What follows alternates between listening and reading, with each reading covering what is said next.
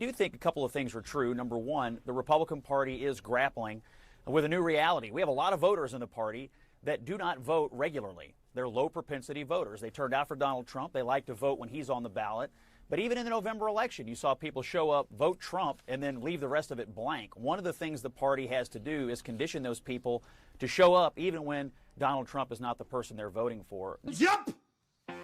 Number two, I think the Elon Musk point that you played earlier about the... Yeah, I mean, the issue is you don't have a lot of people voting when these elections happen. I mean, you saw it with Trump. There was a good portion of voters who didn't vote for either Kamala or fucking Trump. Basically, no contest. They just left it up to chance. Of Western civilization, I actually think this is a key issue the Republicans ought to lean in on. That's pretty interesting. The party controls the House. You know, it to a significant degree controls the country, which then steers the course of Western civilization. So it's like, I feel like this is one of those things that may not seem that it's going to affect the entire destiny of humanity, but I think it will. Yeah. Unacceptable! Because it's not just a one-off election when you're voting in the Wisconsin Supreme Court race or some congressional special election in Florida. These things matter. There are ripple effects. A vote here causes major implications on policy down the line. So I think Elon is actually onto something with that messaging, and I hope Republicans, especially the new ones who aren't regular voters, take it to heart. Good for Jenny.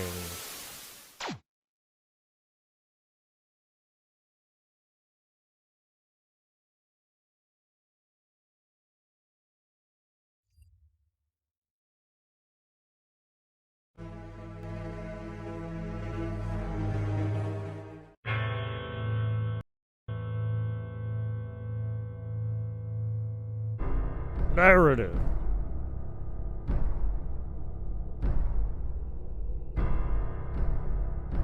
His name's Kilmer Garcia.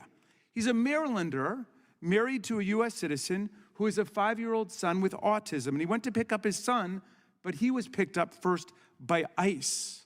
And then he was shackled and put on that airplane and shipped off to the torturers of El Salvador without ever having the benefit of those two most beautiful words in the English language, due process.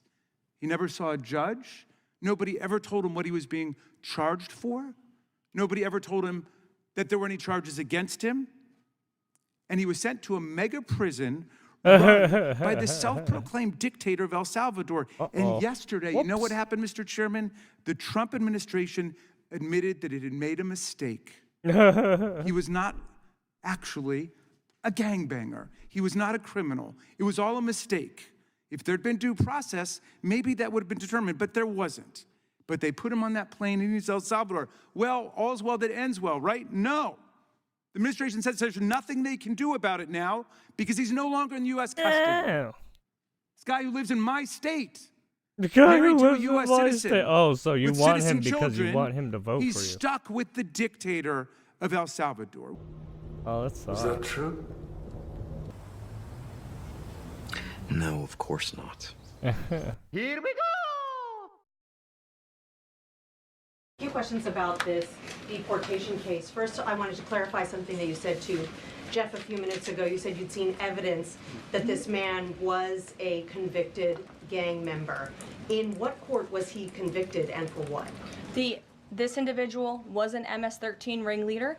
This individual was also engaged in human trafficking.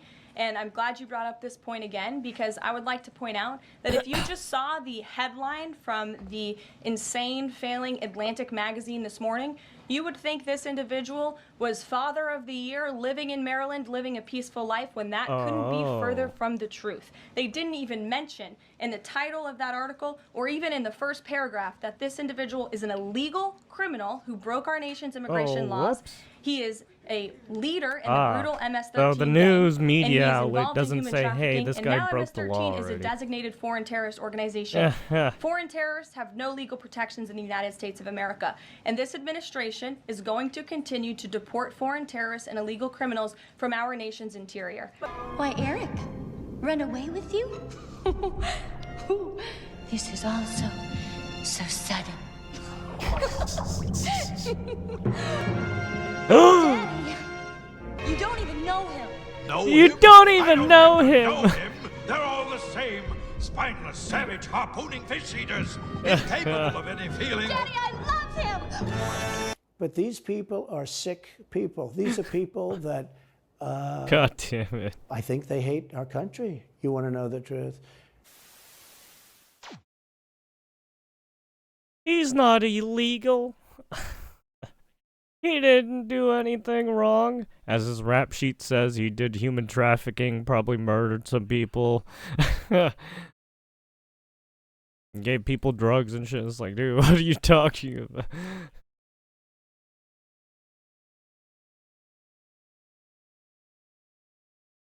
He did nothing wrong.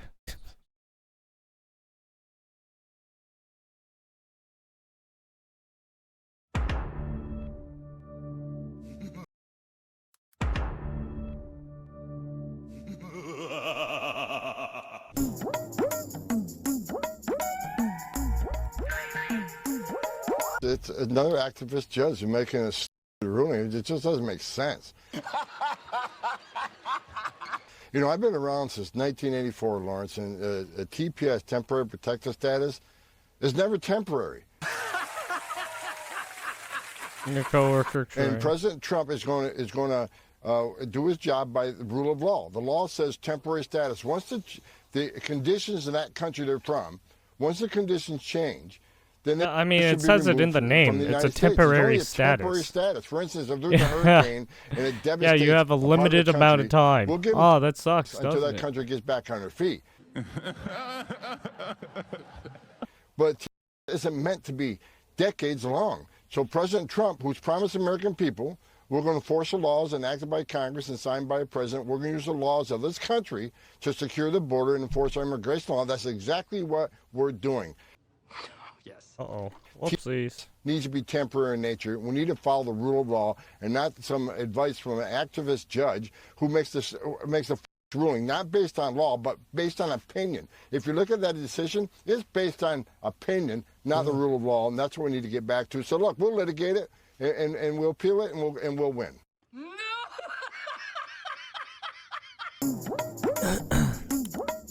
There you have it.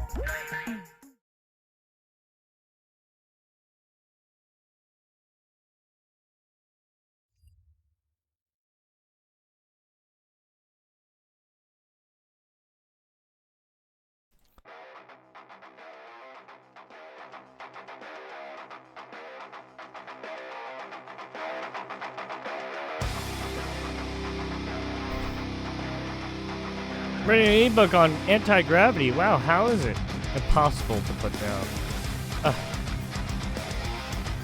When your name isn't a math problem and the whole class stares at you. That's right, bitches. I bought 60 watermelons.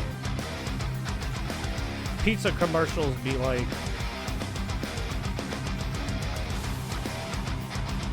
I don't think these are that funny. I do make mom fall in love with you. She believed in the astrology bullshit, so I texted her at times like 11:11, so she think it was fake. Fucking legend. Yeah. When you lie in your resume, but you still get the job. Police dog and it's a cat. Yeah, these aren't really funny. Yeah.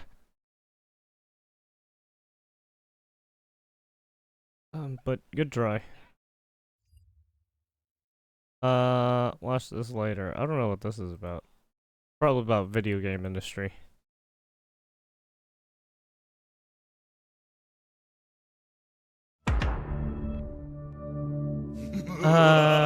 Jamie Ratskin has a meltdown over judges' posters in office. I call on my colleagues to take down the wanted posters with judges' faces on them. Yeah, the wanted posters. Huh. Outside of offices and House office buildings, tempered their discourse when it comes to judges who are just doing their job, stop the impeachment, and oppose this very unfit bill. Thank you, and I yield back. What the hell are you talking about? I call on my colleagues to take down the wanted posters with judges' faces on them outside of offices and House office buildings, temper their discourse when it comes to judges. You guys didn't do that when you guys were targeting the Supreme Court when it came to Roe v. Wade. The fuck off.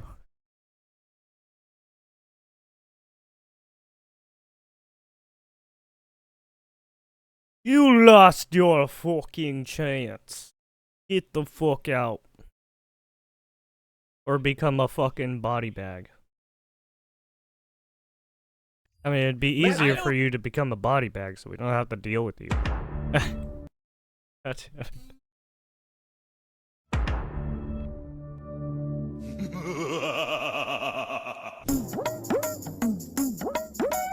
Do her face during a hearing. The problem that we have right now is that if we continue down this road, then we will not have a rule of law, because we have people that are currently serving and they're saying things like, ignore the judge's order. Bitch, you have said What it means to have law and order in this country is that you follow the order and you go through the appeals process, even if you dislike what the judge did. Thank you. You were saying some racist shit. I'll yield back. What does this have to do with judge's orders? Now that there's no time left. Thanks, Eric. Entertainment. You're good. You're good at that, but I'll take my own time. I'll recognize myself. And I'm going to note that when Miss Ocasio-Cortez, or AOC as we know her, filed articles of impeachment on Justice Thomas and Alito, Ms. Crockett was one of the co-sponsors along with Mr. Cohen. Oh, she did that too. It does seem interesting that when the shoe is on the other foot, everyone is self-righteous. Wow. And I think this is a good example. Indeed, wow. For the last 3 hours, I have had to listen to one side talking about impeachment as though it was the nature of this hearing. It is not. Yeah. Yeah. Get fucked.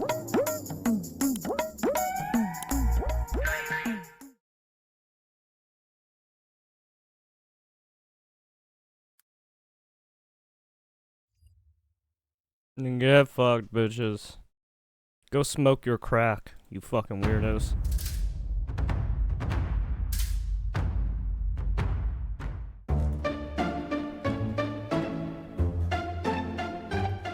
The man followed him around. I was fired illegally on February 14th. There are many people who are not getting social service programs, especially people with disabilities. Are you going to do anything to stop what's happening? No. You probably deserved it. I deserved it? You probably deserved it. I deserved You it. probably deserved There are many people who are not getting social service programs, especially people with disabilities. Are you going to do anything to stop what's happening? You probably deserved it. I deserved You probably deserved it. I deserved it. Wow. Nice. Wow. Yeah, that's great to hear. Why did I deserve it? Because you seem like a clown. Because you seem like a clown.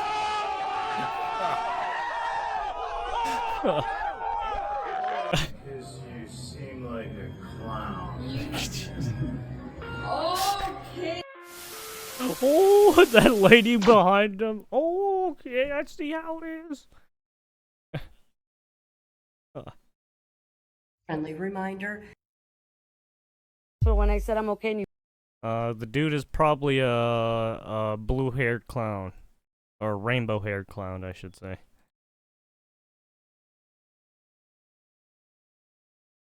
I am not gonna stop speaking. Oh yeah, dude.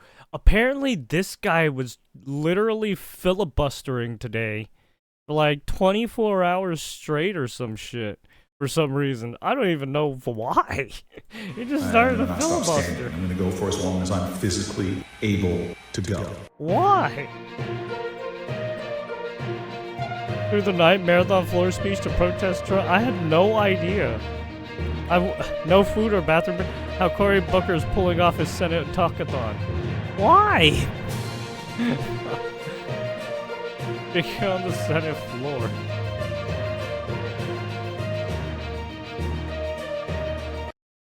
No. No, he was talking about fucking Medicaid? Dude, what are you doing? What are you doing? What a fucking idiot. Why would you do it? Motherfucker said he wasn't touching it. Oh my god.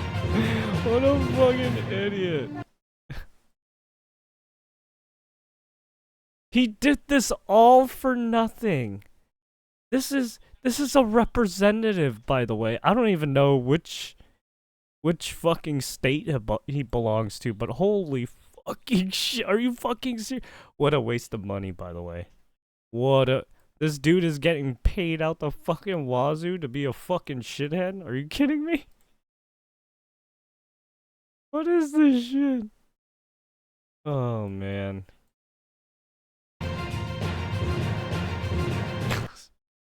Looks like a fucking idiot, right?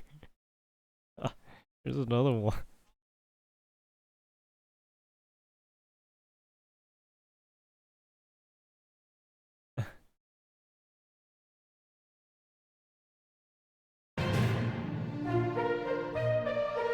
Booker's anti-Trump speech on the Senate floor has lasted 19 hours and counting. For some fucking reason. It was shaming and protesting the Trump admin for 20 hours straight. 21 hours, he's still going. He's still going. He's the best Democrat of the year. Harvard Harris. 37%. This might be hard to believe, but are you aware that nobody gives a shit? Well, there's Filthy Frank. Get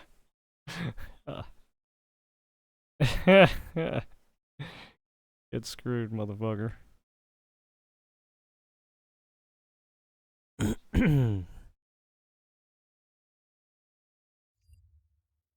Okay. At least 6 after truck crash is into building pedestrian in Boston. Multiple people were hurt in Boston after a truck crashed this afternoon. Police say 4 people were taken to the hospital and 2 others were evaluated where the crash took place near Chinatown. The crash also caused several roads to close down entirely. The vehicle was a rental box truck, and the company says they're monitoring the incident and are cooperating with authorities. The cause of the crash is being investigated by police. Uh-oh.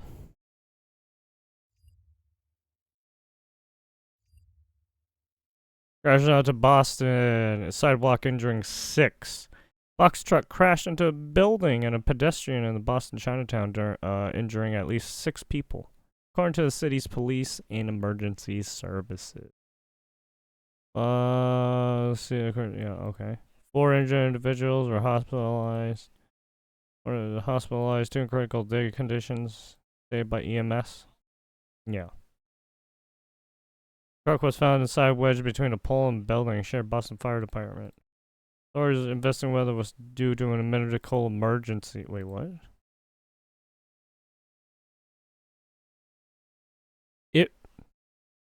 Huh? Excuse me? Do you not? I guess they didn't see what kind of truck it was? Medical emergency? What? Who the fuck says this? Fucking Democrats, man. Penske spokesman Radolph Ryerson confirmed they are cooperating with authorities monitoring the situation closely.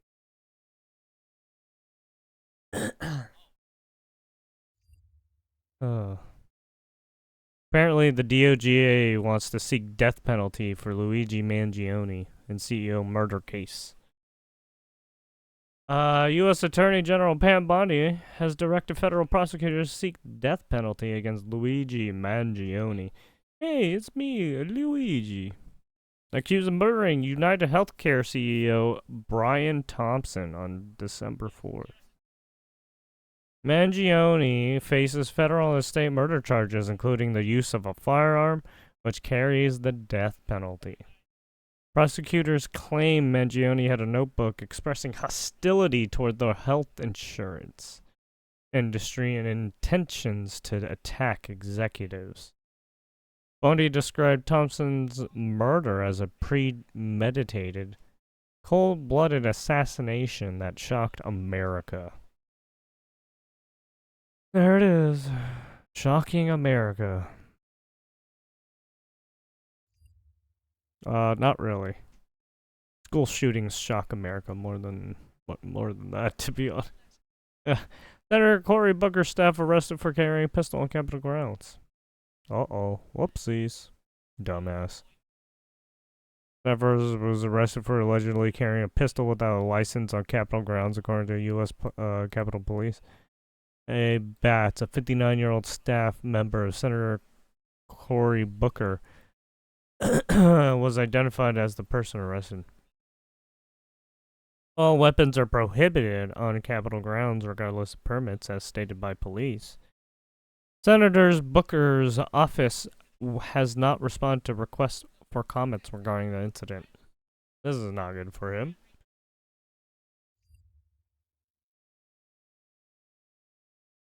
Family accuses Hamas member of torturing and executing 22-year-old Palestinian for participating in anti-Hamas protests in Gaza. Odeh Nasser al-Rabi. I'm sorry. A 22-year-old Gazan who participated in anti-Hamas demonstrations was kidnapped, tortured, and murdered. Oh, wow. Hey, Hassan. You're gonna talk about your terrorist buddies? Oh wow, isn't that interesting, huh? On a body in front of his family home over the weekend in the Gaza Strip. Recent demonstration included one of the March 26, 2025 in Bet Lahia.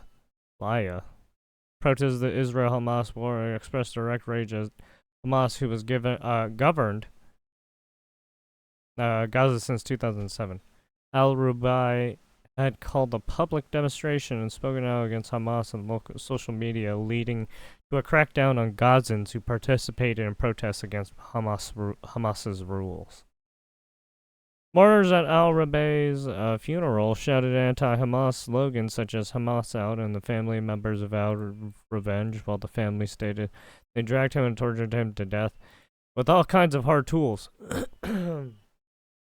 Accusing the killers of being affiliated with the Qassam Brigades.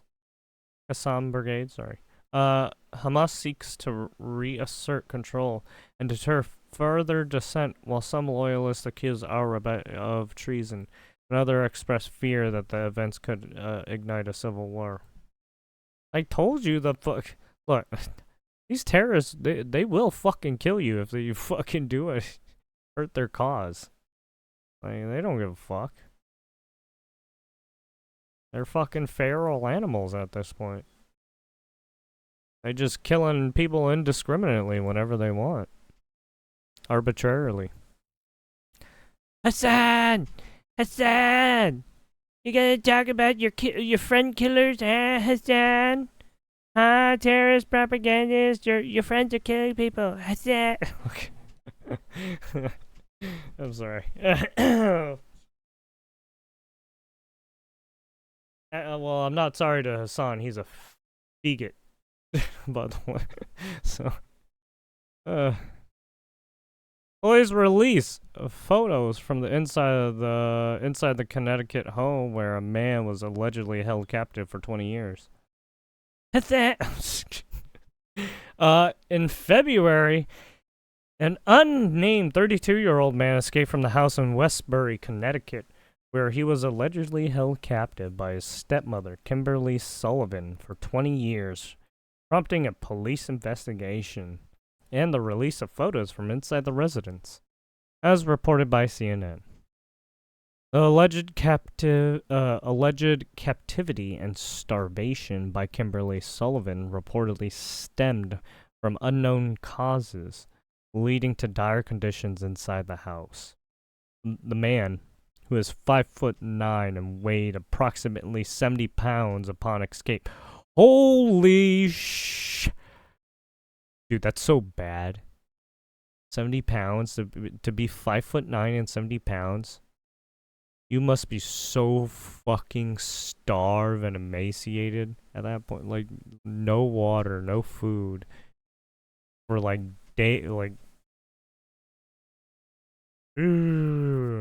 probably like slowly dying. Reportedly started a fire using printer paper and a hand sanitizer to break free from. How the hell did you get? How did you get fire? He somehow started a fire using printer paper and hand sanitizer. Interesting. How did he ignite it? To break free from a small room secured with plywood and a lock, where he claims he was given minimal food and water for years, and detectives collect items to make him more comfortable. According to the man's sworn statement, after his father's death in 2024, the alleged captivity became more restrictive, with him only leaving the house for about a minute a day to let the dog out, essentially being locked in his room 22 to 24 hours daily. Jesus. Kimberly Sullivan, who escaped the fire, pleaded not guilty to kidnapping and felony assault and was released on a $300,000 bond. Her attorney, Lois Kaloidis, maintains her innocence. Ionis Kaloidis. Kalodius. I don't know, fucking whatever her name is. Maintains her innocence. While Waterbury officials, including Police Chief Fred Spagnolo and Mayor Paul K. Pernerweski, have expressed a commitment to supporting the man's recovery, and the Department of Children and Families found archived records from 2005 regarding welfare checks that previously found nothing as suspicious, despite the man reporting complaints about his living conditions during meetings with DCF in 4th grade, after which his stepmother withdrew him from school. There you have it.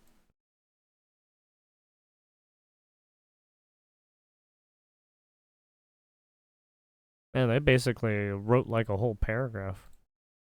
The center wrote a whole detailed paragraph, while the other ones wrote like a half-assed paragraph.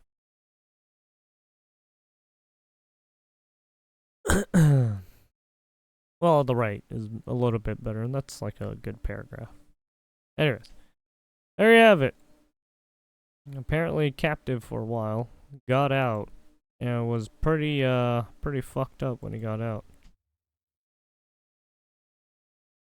Georgia lawmakers agree on school safety bill after Appalachia High School shooting. House Bill 268 mandates new safety measures, including police reporting of threats, quicker student record transfers, statewide anonymous reporting system, and wearable panic buttons for school staff. The bill scales back a proposed student tracking database, instead instructing GEMA to create a state alert system to flag students who threaten or commit violence at school. Adult prosecution becomes the default for students aged 13 to 16 charged with certain violent crimes at school, such as terroristic threats and attempted murder. Atlanta, Georgia lawmaker gave final approval Monday to sweeping school safety bill. Oh, Georgia. Uh-oh, Atlanta too. Uh-oh. Hot zone, hotbed. Inspired by a deadly shooting at Appalachia High School, sending the measure to Gov. Brian Kemp's desk for his signature or veto. House Bill 268 passed both chambers after months of negotiations and testimony following the September 4th shooting that left 2 students and 2 teachers dead in Barrow County.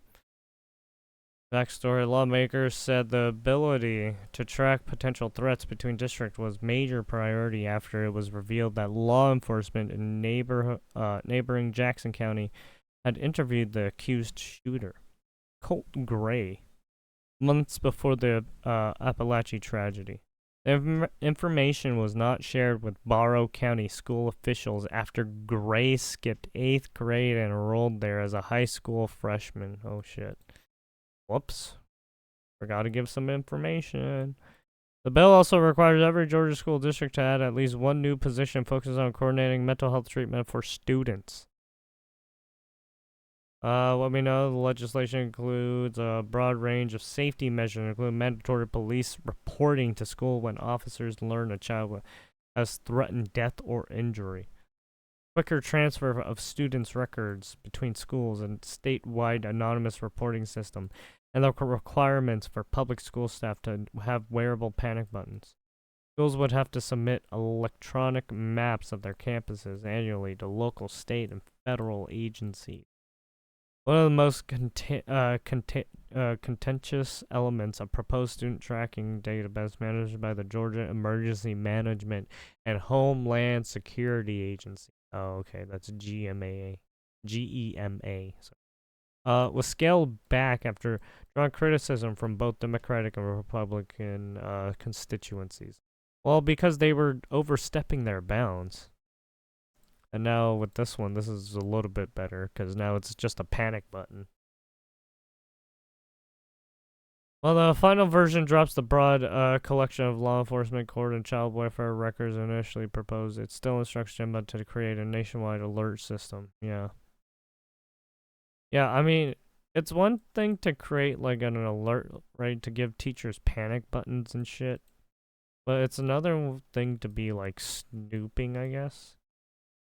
Because they could use this arbitrarily, is what, basically. The system would flag students who follow an investigation or are found to have threatened and committed violence at school. Basically, in a sense, this would be a red flag law, right? They would fast track you to just, you're detained immediately, or arrested immediately. Little shit, what do you want? GEMA is tasked with establishing rules when the names are added to the alert system and to have individuals seek removal. Otherwise, schools officials across the state would be allowed to access the data. In a shift toward tougher legal consequences, the bill would make adult prosecution the default for students aged 13 and 16. Damn.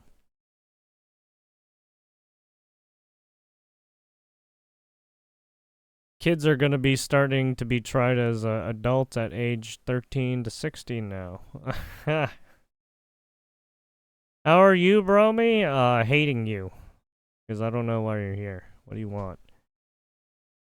No, I'm just chilling. I'm just reading some news. Including terroristic threats, aggravated assault with a gun, or attempted murder. Murdering. What they're saying? Oh yeah, apparently there's a Nintendo tomorrow morning. What they're saying, it's been a long, hard road since September 4th. This said Holt Persinger, a winder Republican who sponsored the bill. We've been working on this almost every single day, he told reporters, holding back tears. I see how it is. I see, it's 'cause I ain't no Asian anymore. Whatever, man, sure. Whatever you say. The original database remained in the final bill. We got to communicate there's a threat, he said. This is what we can turn around and run away from this bill, said House Education Committee Chairman Chris Irwin, a Republican from Banks County. This was a must-do bill, and we had to secure our environment for our children. The other side. Opponents argue the database could become a permanent blacklist. Yeah.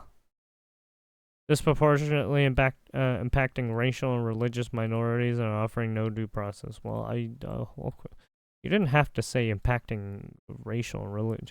You could just say impacting just people in general. What the fuck? What? See, what is wrong with people that do this racial and religious bullshit, dude? It's just people on there's hate from everyone. There's white on white crime, whether it's religious or racial. It doesn't matter. There's black on black crime, whether it's racial or religious. There's Asian and Asian hate crime. It's like, come on. What are we doing here? Stop.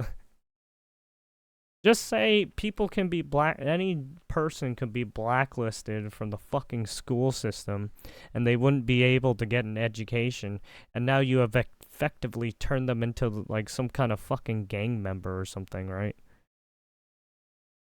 Because you've now taken their right to education.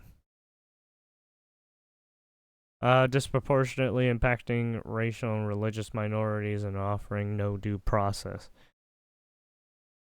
I mean, let's be real. Criminals don't fucking listen to rules or education anyways. They just commit crimes. So it's not like it matters. I'm just saying. If that is your concern with the bill, it has been removed from the bill, said the Senator Bill Cossert from Athens, Republican from Athens.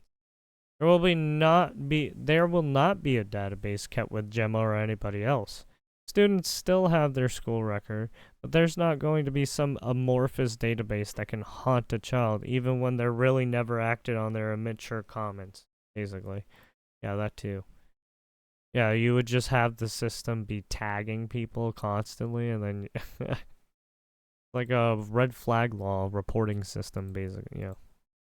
The funding to implement this alert system remains uncertain. The House has proposed $25 million in the upcoming fiscal year budget, but the Senate has not agreed to the expenditure. Final decision on funding will be negotiated in the coming days. There you have it.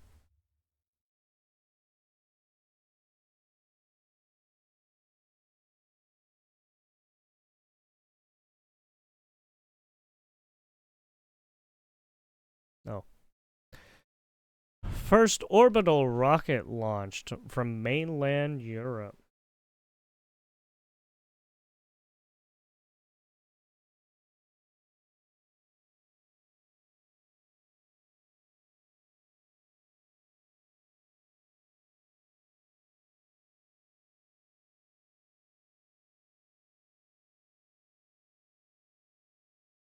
Sorry, give me a sec, I'm thirsty.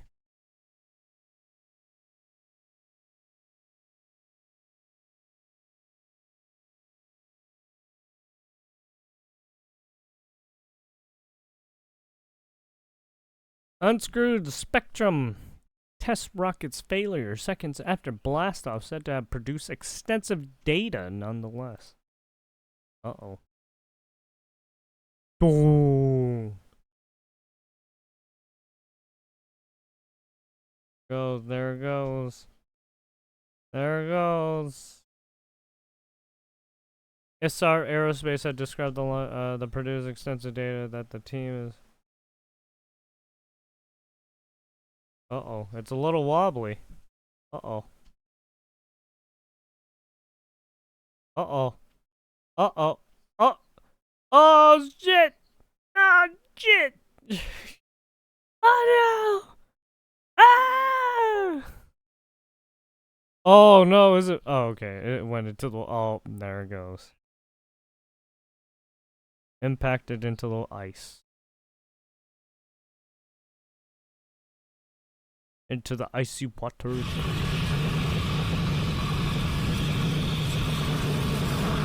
Whee! Oh, shit! Uh-oh. Uh-oh. Bye-bye. Honestly, fucking Elon Musk did better. God damn it. Test rocket intended to kickstart satellite launches from Europe fell to the ground and exploded less than a minute after takeoff from Norway on Sunday in what the German startup Isar Aerospace had described as an initial test. The Spectrum started smoking from its yeah, there was a lot of fucking smoke.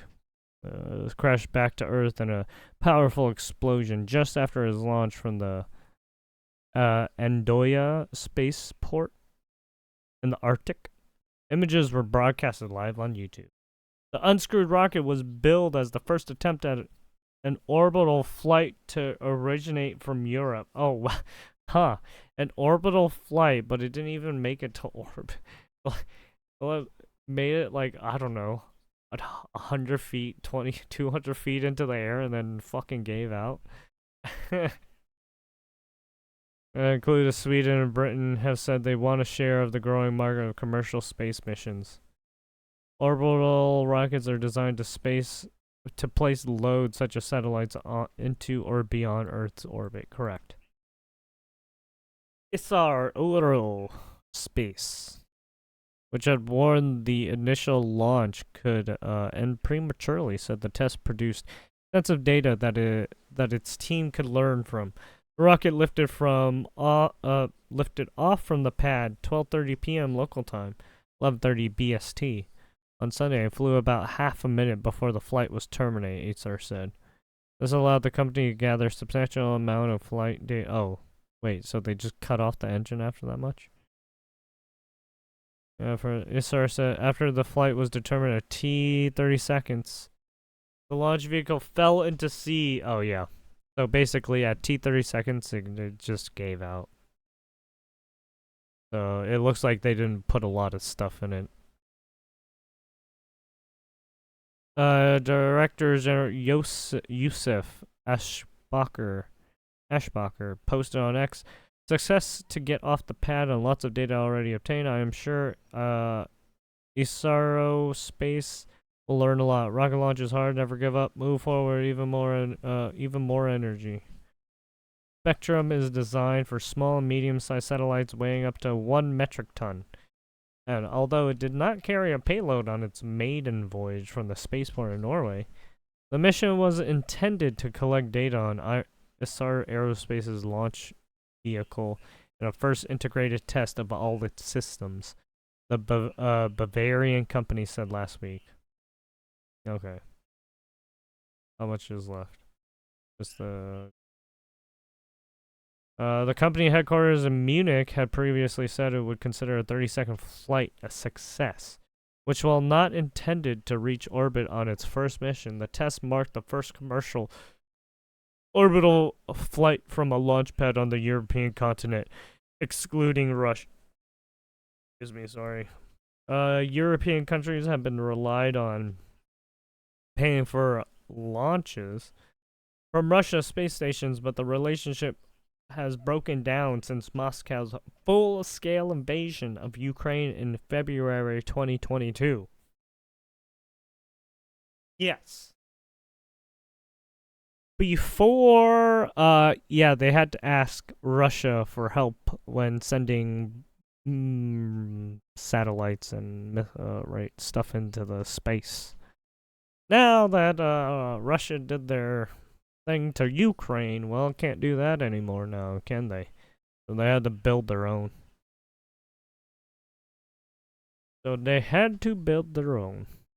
U.S. companies, notably SpaceX, Lockheed Martin, and Boeing, are emerging as big players in budding industry to send satellites such as broadband internet or observation equipment into space for governments and private businesses.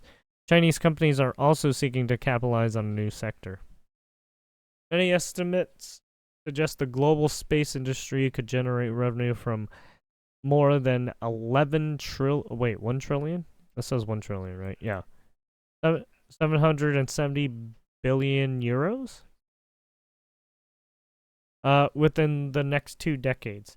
SR Aerospace intends Spectrum to be able to launch up to 1,000 kilograms into low Earth orbit, an area of space up to about 1,200 miles high, where most satellites shoot around the globe. Founded in 2018, the startup developed its rocket almost entirely in-house. Before the test flight, Ashbacher had said whatever the outcome, Isar Aerospace's upcoming Spectrum launch will be historic. The first commercial orbital launch from mainland Europe. The support on co-founding the European Space Agency has given Isar Aerospace and the other launch service provider startups is paying off for increased autonomy in Europe. Last year, a report by Mario Draghi, a former European Central Bank president and former Prime Minister of Italy, recommended Europe could boost its economic growth by recognizing space as a key sector. Independent access to space is also increasingly seen as geopolitical and security issues. Europe's space industry has experienced delays in the development of the Ariane 6. Orion. 6 nice. I'm sorry. Orion 6 rocket and the suspension of the European Vega C satellite launcher after an accident. In addition to Isar Aerospace, Europe is home to Germany's High Impulse and Rocket Factory Augsburg RFA, and French groups Latitude and Maya Space, and Spain's PLD Space. Oh yeah, that's all the basically a lot of the companies that build rockets or manufacturing parts for rockets or investing, basically. Several destinations around Europe have been marked for spaceport projects, including the British Shetland, nice, islands, sorry, the Portuguese Azores, and Esrange in Sweden. Coastal areas near stretches of open water are considered ideal spots for launch sites, as rockets do not have to fly over heavily populated land areas. Britain has had mixed success as a launch destination. Virgin Orbit, the satellite launch company founded by Richard Branson, filed for bankruptcy in 2023 after its inaugural flight from Cornwall, with a rocket strapped to a Boeing 747, ended in failure. Isar Aerospace has signed a contract with the Norwegian Space Agency to put 2 maritime surveillance satellites into orbit by 2028. There it is. AFP and Reuters contributed to this report. Fuck you, Guardian. There we have it. Norway was testing rockets. The rocket testing. Alright, let's see what this clown As a planet white American woman, yeah, I will no longer be dating white men. I don't like yes, clowns. the not dating white man person. Yes, correct. Even though she's white herself. White people will literally choose a dog over a refugee in a heartbeat? Correct. Yes, and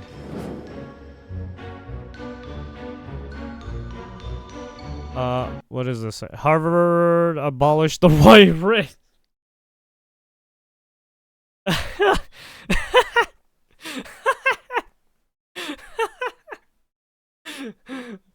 my god. Yes, abolish the white race, yes. Fucking Al Jazeera. Abolishing whiteness has never been more hard shit. What is up with news media outlets and fucking, like, well-known, like, school news outlets being like, hey, you should get rid of white people. Gee, what the fuck? Do you not look at the fucking color of your skin? Like, what the... Mark Levine, literally the person who wrote this fucking article is goddamn white. What the fuck? So stupid.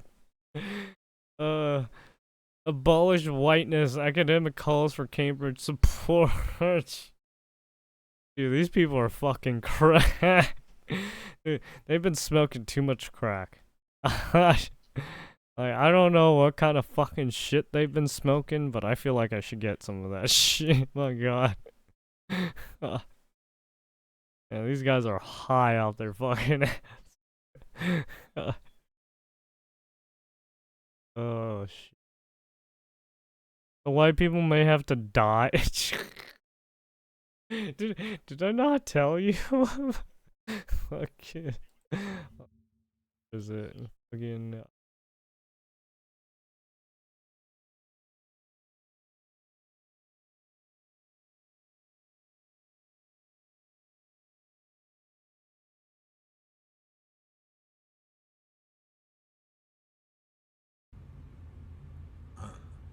Touchdown.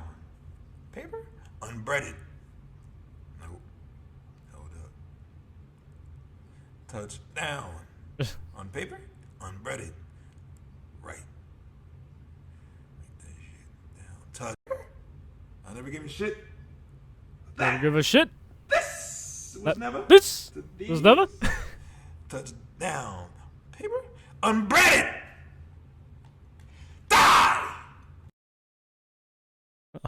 This is the same energy I get from all these people.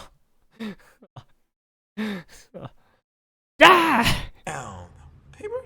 Unbreaded. Die! Fucking same energy. Same fucking energy.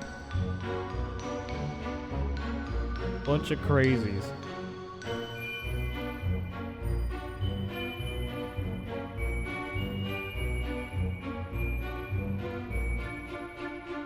Fucking critical race theory learning retards. They don't hate racism, they hate white people. Yeah, that's what DEI is. And that's what Bridge is. They want to hate white people all the fucking time. It's a... They're trying to bridge together people to hate the white man. They want to string... They want to string up the white man like Jesus. Hey, God damn.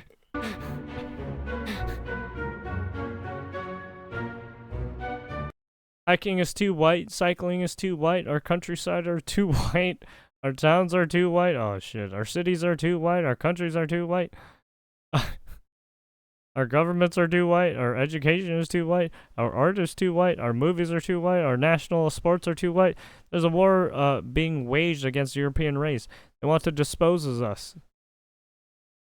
Having 141 brown black countries is not enough for this.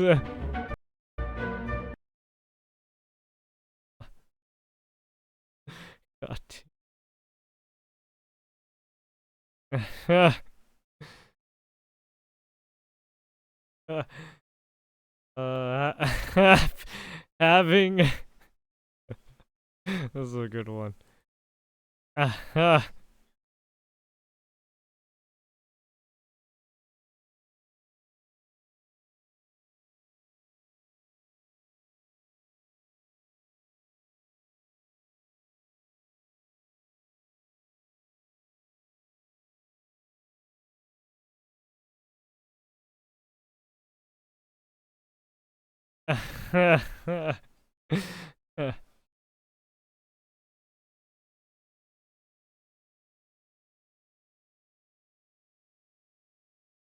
Okay.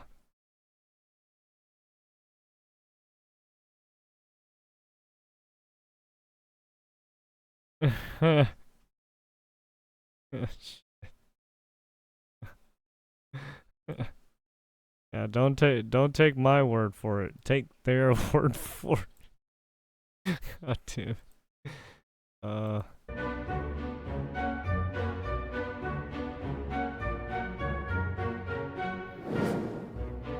Oh geez, in the US, black people kill twice as many black people every year as the KKK did throughout its entire existence. Hey, you might not be wrong. Florida woman, 45, charged with felony for sticking gum on Tesla door handle, causing over wait, what? How much damage? 2,600. 2,600 in damages? Holy fuck. Oh, god damn. Whoever has been arrested confessed they are looking at felony charges as well as a hate crime. He confessed to this being part of a takedown Tesla organized event. Oh, don't say that, man. You might get RICO'd.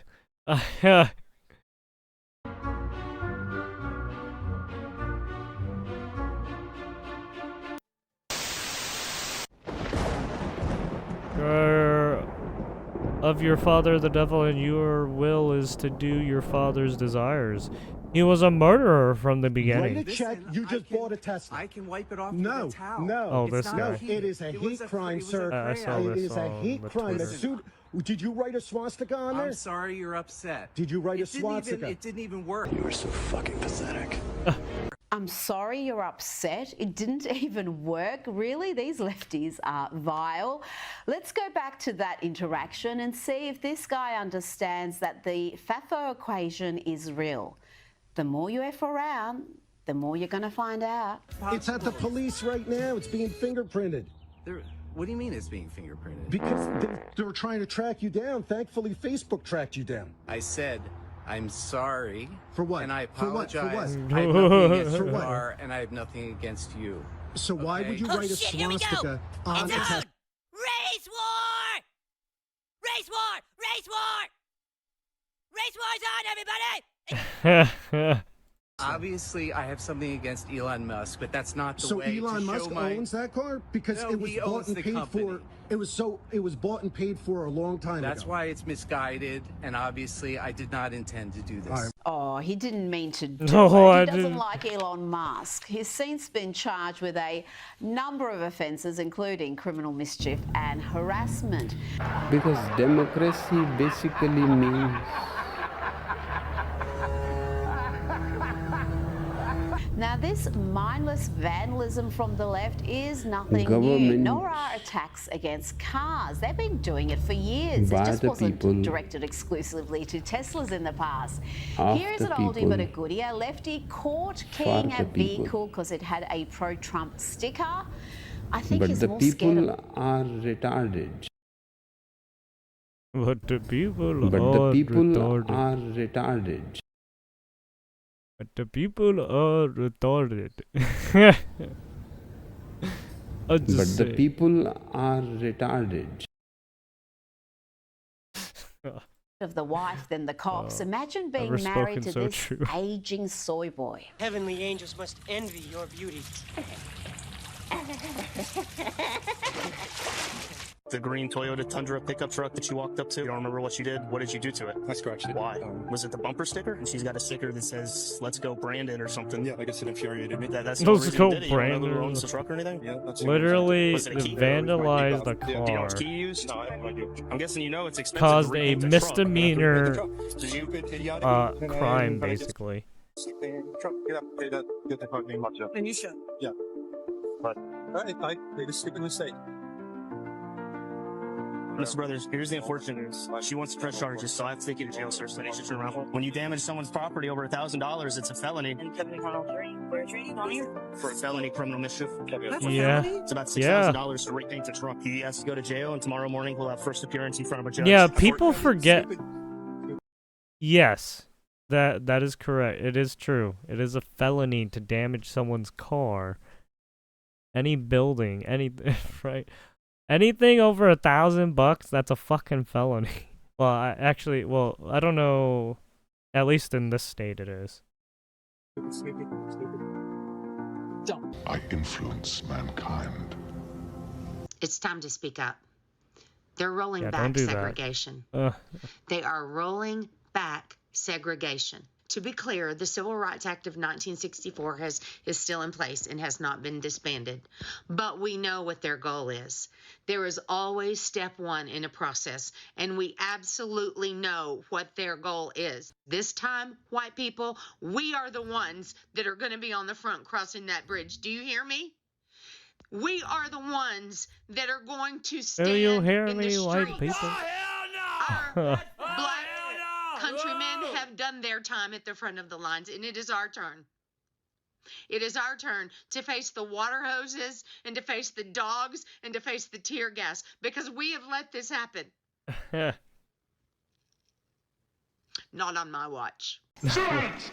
Not on her watch, folks. Imagine being so unhinged with fantasies about the return of segregation. Do these people have jobs? Oh, Let me walk into a business and see a segregation. whites only sign. I'm white. I'm about as white as they get. Look at how pale I am, ma'am.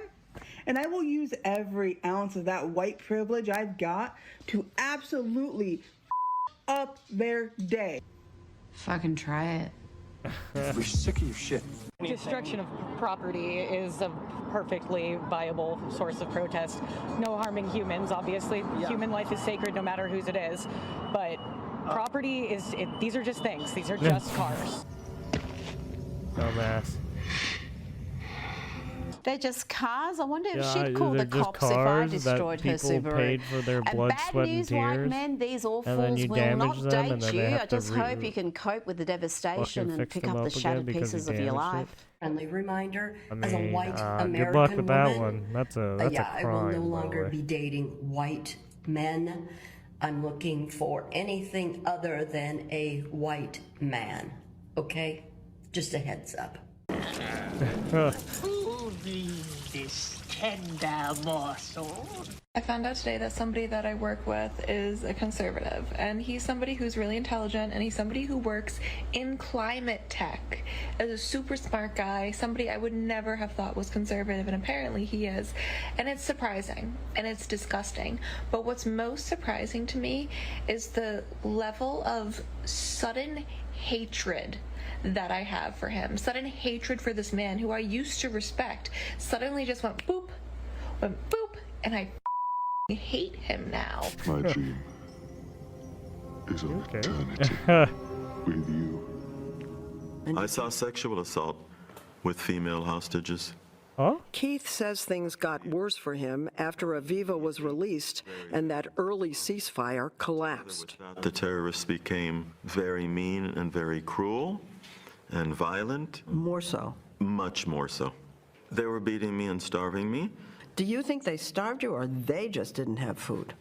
No, I think they starved me, and they would often eat in front of me and not offer me food. What in God's name was she thinking? Yes, the Hamas terrorists don't have food, Leslie. Sorry, Do any that of them was the look wrong time to emaciated at play their that. sick hostage handover rallies?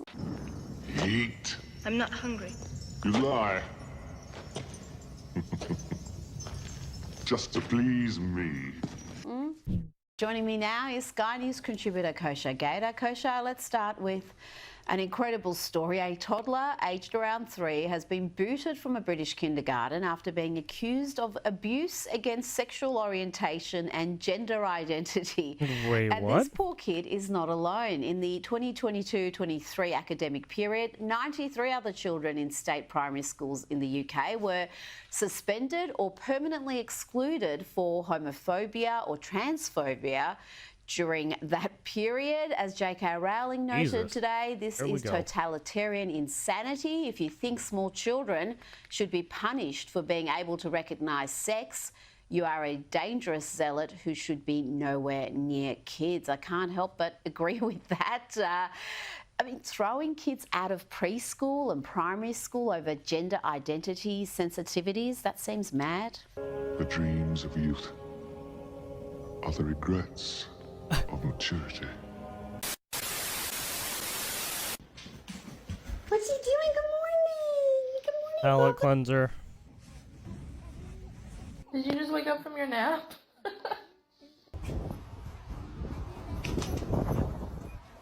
No! No! Sorry, I Oh sneezed. my Oh. Oh, it's a chicken. Okay.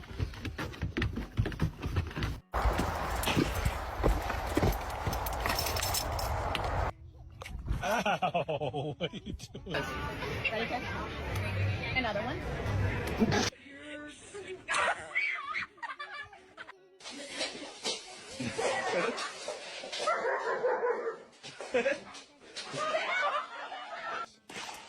Get it.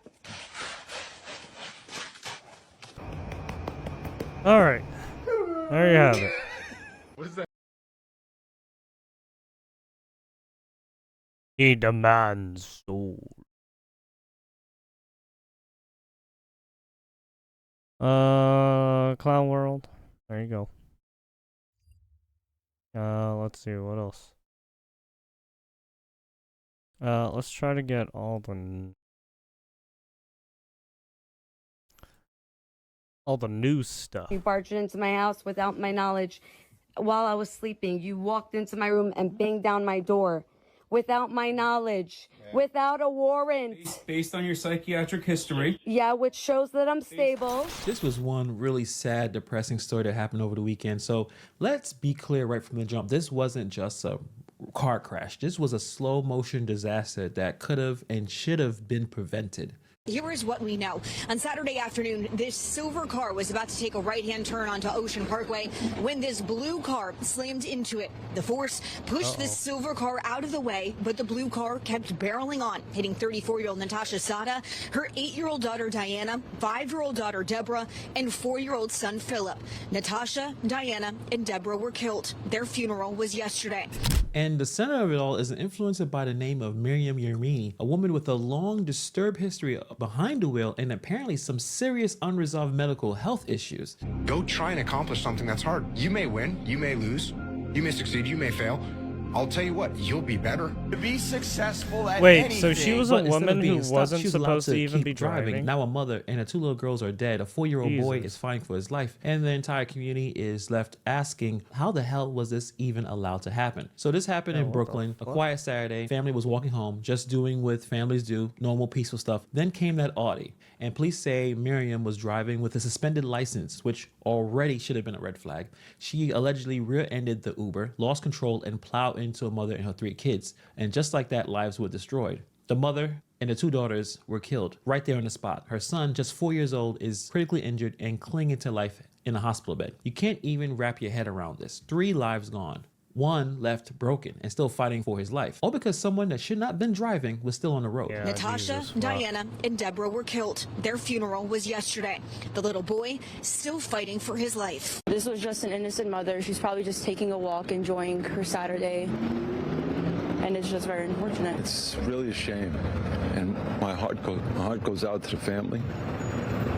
You know, I can't even imagine how the husband and that little baby is in the hospital. So let's talk about Miriam for a second, because this wasn't just some isolated lapse in judgment. This wasn't a freak accident. This woman has been a walking billboard for disaster behind the wheel. Her driving record is outrageous. Just brace yourself. Over 93 traffic violations. Let me say that again. 93. That's not just a bad driver.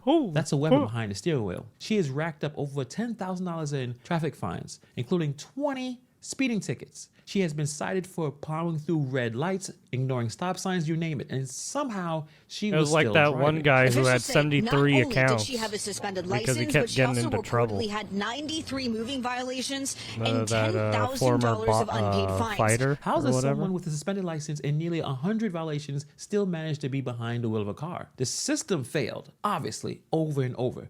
Now, apparently, this person is an online influencer selling wigs. You can check out her Instagram. She likes to show that she has money. She's a traveling wig all over seller? the world. She cares about how she looks in it, and that's how she sells her wares. New York is notorious for having bad drivers, but it looks like she's for from New York, her sake, too. if you make enough Jesus. money, you are going to be able to continue to drive no matter how dangerous you are. How many speeding tickets does it take for someone to be taken off the road? But it doesn't matter, because she still drove with a suspended license. She didn't care about the rules. She only cared about what she wanted to do, is to look good on Instagram and drive recklessly into families. It's crazy.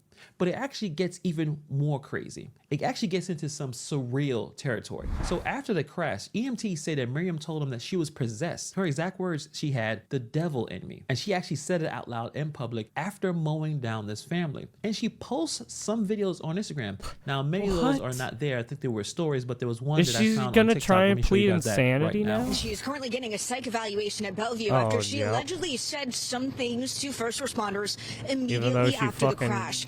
caused 93 we're going to have to take you with crimes. us. Why do you want to take me to the hospital when I just told you I'm okay and I don't feel like You I record need all to you go? want. We're recording as well. I know. It's all video on our chest. So tell me why you want to take me to the hospital when I said I'm okay and you barged into my house without my knowledge while I was sleeping. You walked into my room and banged down my door without my knowledge, without a warrant. Based on your psychiatric history. Yeah, which shows that I'm stable. which shows that I'm stable. I have Based on your evidence. psychiatric history, Which shows the that I'm factors of stable. what we've been informed, your Instagram posts, With and how you've been talking tonight. Yes, because And the medical professional we have with us, we are all recommending that you have to go to the hospital. Okay, so guess what? Using It's not going to online happen space and because talking.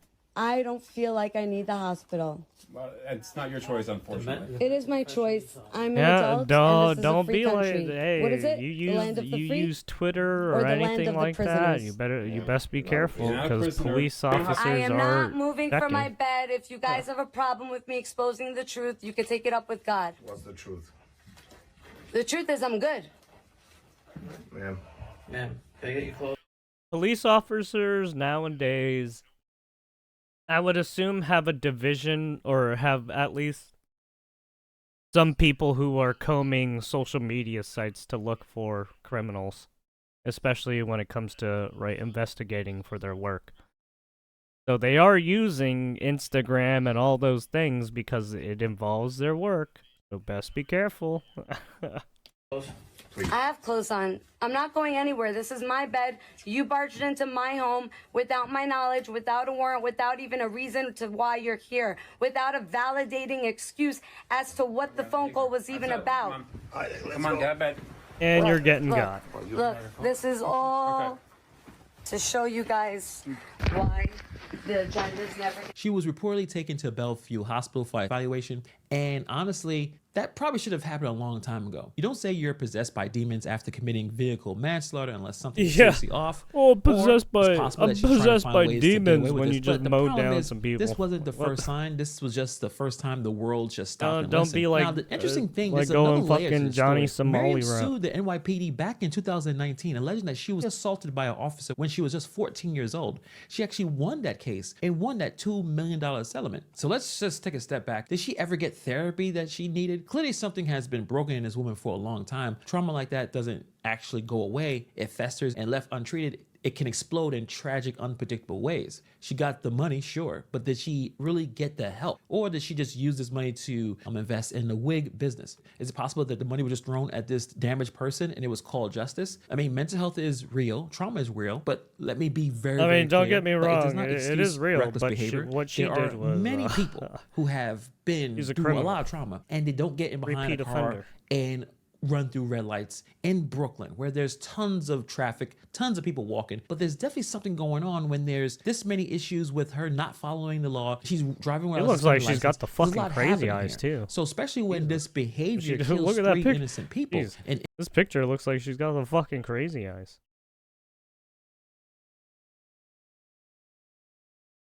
many issues with her not following the law. She's driving without a suspended license. There's a lot happening here. So especially when this behavior kills 3 innocent people and injures a child, Miriam should not have been driving. Not with 93 violations, not with a suspended license, not with that mental state. But there she was on the road, behind the wheel, taking lives. So this is where the system deserves a lot of blame here. Obviously, where were the consequences? Where was the intervention? If someone got dozens of violations and thousands of unpaid fines, why aren't they being flagged? Why? Yeah, I wonder why.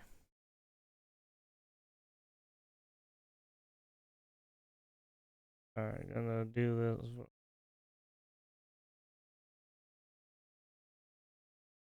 There's definitely do something. So it's a lot to drive a damn flag.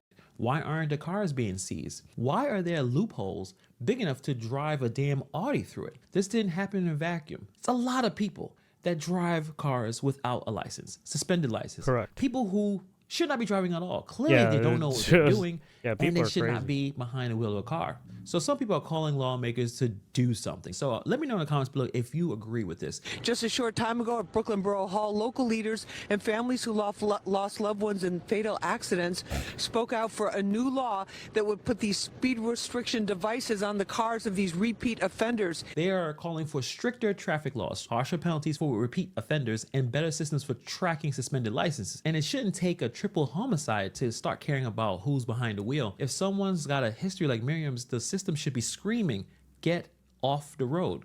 But instead, she Yeah, kept I'm driving surprised they didn't until 3 revoke people were any left of her dead. access And I want to to be have, clear, Miriam is responsible for her actions. to get a It's a bad, license or failed system, but to we even can talk try about and the buy trauma, we can more talk about her vehicles. loss, so we even be talking about her mental health, but none of it excuses. But I guess what because happened she had on the that money. Brooklyn street, Right. this wasn't an accident. This was a predictable tragedy. Something was wrong with that person. And if we don't learn from these situations, we're just going to wait for the next one. It's no more excuses, no more blind eyes. I think we need to find a way to fix the system and get the people who have suspended licenses off the road. Because next time it could be any one of us. So let me know what you guys think about this story in the comments below. Thank you for taking time to watch this video, and I'll see you guys in the next Thanks, video. friendo.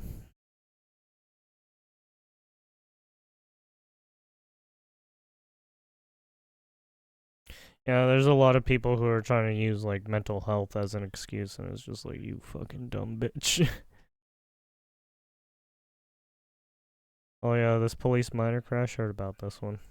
Police in Australia appear to have disputed a claim made by Prince Andrew's accuser, Virginia Giuffre, that she was involved in a serious crash which has left her with just days to live.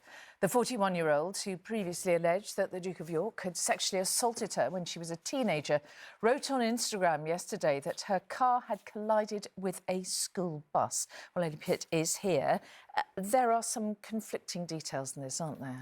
Yes, it's a bit confusing, Mary, because in her post online, Virginia Giuffre said that she's gone into kidney renal failure and is being transferred to a specialist urology hospital. And she's posted a photo where she appears to be in a hospital bed and has quite severe bruising to her face. She goes on to say that she has 4 days to live after a crash with the school bus near to her home in Perth in Australia. Now, Western Australia police explain they know of a minor crash between a school bus and a car that was reported by the bus driver the following day, but there were no reported injuries to them as a result of the crash. Here's what the officers have said. I do know there was an accident on the 24th of March. It was a bus with another vehicle. And was there any passengers on the bus at the time? Are you aware? I'm not aware of passengers on the bus, but certainly the bus driver reported it as he was required to do and in the right time frames. And I'm advised there was about $2,000 damage in the vehicle, not aware of any injuries. Now, separately, a spokesperson for the East Metropolitan Health Service has told Australian media that Miss Giuffre is not at any of their facilities. Virginia Giuffre sued Prince Andrew with allegations of sexually assaulting her when she was 17 years old. She claimed to have been trafficked by convicted paedophile Jeffrey Epstein, who was a friend of the Duke of York. Now, Prince Andrew has always denied the allegations of sexual assault, and he did settle the case out of court, with the Prince paying Miss Giuffre an undisclosed sum. OK, Ellie Pitt, thank you. You have it.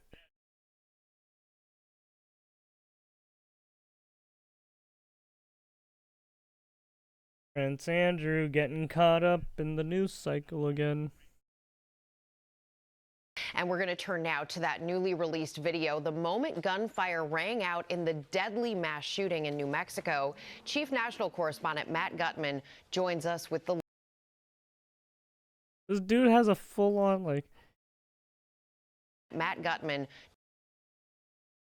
joins us with the full-on latest. wrist, Good morning, Matt. rifle Hey, good morning, Rebecca. We now know that two groups of people at an unsanctioned car meet had a dispute and opened fire. Police say they blasted 59 rounds, hitting their targets, hitting bystanders. And those videos and the 911 calls are blood-curdling.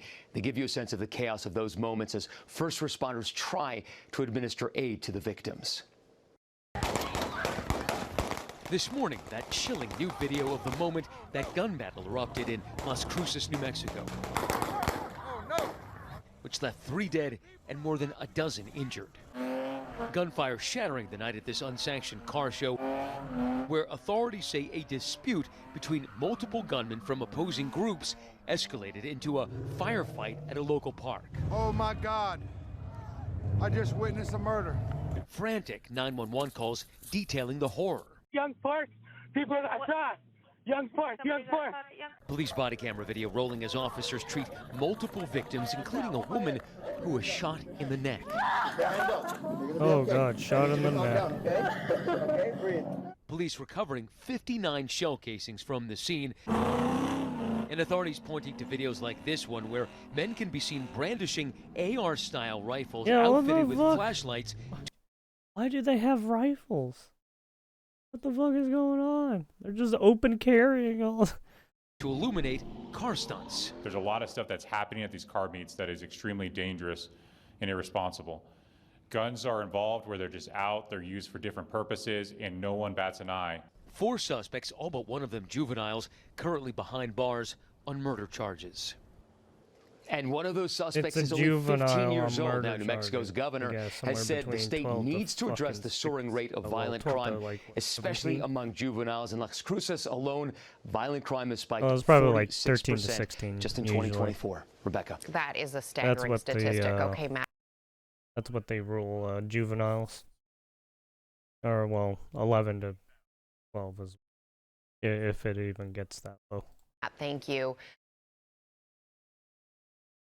Anyone below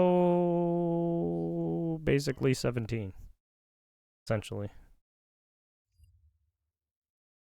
And then it'll depend on the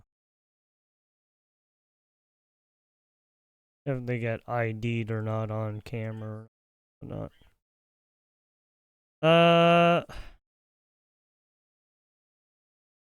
What do we got here? Thank you to Morgan & Morgan Gang for raids, sponsoring entire this video. strip mall of New York City collapses. Looking for the burglar who broke into the Chanel store on Madison Avenue and stole thousands of dollars in merchandise.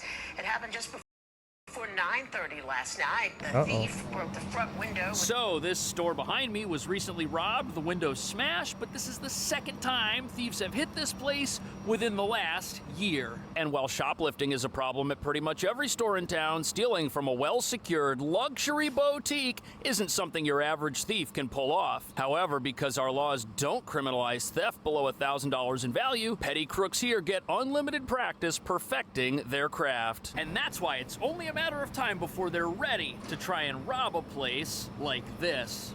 The surveillance video we just received from police shows the entire heist captured on camera. In a matter of minutes, 3 suspects made off with about $51,000 worth of stolen merchandise.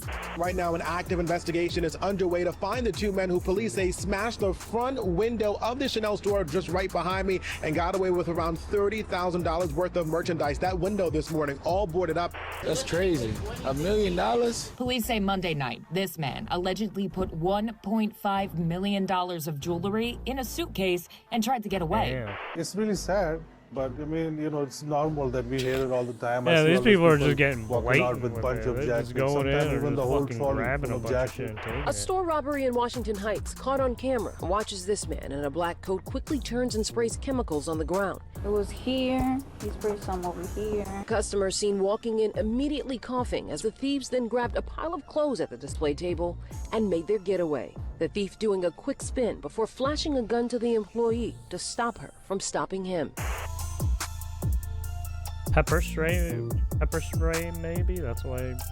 So New York's revolving Because he door wanted to justice get system is people away essentially from a the training area. program that creates the only hardened thing I can career assume. criminals. And what nobody running New York will admit is that everyone should have seen this coming because we're giving thieves unlimited get-out-of-jail-free cards and they're using them. As you'd expect, turning the streets of this city into a real-life version of Grand Theft Auto where criminals steal things over and over again with no incentive to stop. In fact, with no consequences for most theft, Do they just criminals jack have the nothing to ATM? lose if they try to steal things and get caught. Because the worst thing that happens is they spend a few hours hanging out with the police before being set free with a misdemeanor charge. And when you add to our zero consequences legal system the rampant street vending we allow here, New York City becomes a place where there are unlimited opportunities to resell stolen property. Now, of course, street vending is also illegal without a license, but since it's also not a criminal offense, there are open-air theft markets operating all year round in some parts of town, which only disappear when the Easy. vans selling stolen property close their doors and speed away when their lookouts Yeah, they're spot just selling the a police, bunch of who at tools best and will shit. issue a It's few like, tickets Jesus and Christ, confiscate man. goods these criminals never paid for in the first place. But there's a problem. Not every crook in town is content with robbing places like CVS and Home Depot. And that brings us to the real reason raids at luxury stores are a growing problem. We've created an army of criminals who've got practice getting away with pretty much anything. And they're now setting their sights on the wealthiest parts of New York, which include stores like Chanel and Gucci, and also gyms like Equinox, where a gang has stolen almost $100,000 from customers at exclusive members-only fitness clubs. On top of that, there's the guy who tried stealing over $1 million in jewelry from Macy's before luckily getting spotted and then running away. But as you're about to see, getting busted, that's the last thing on the minds of any of these criminals.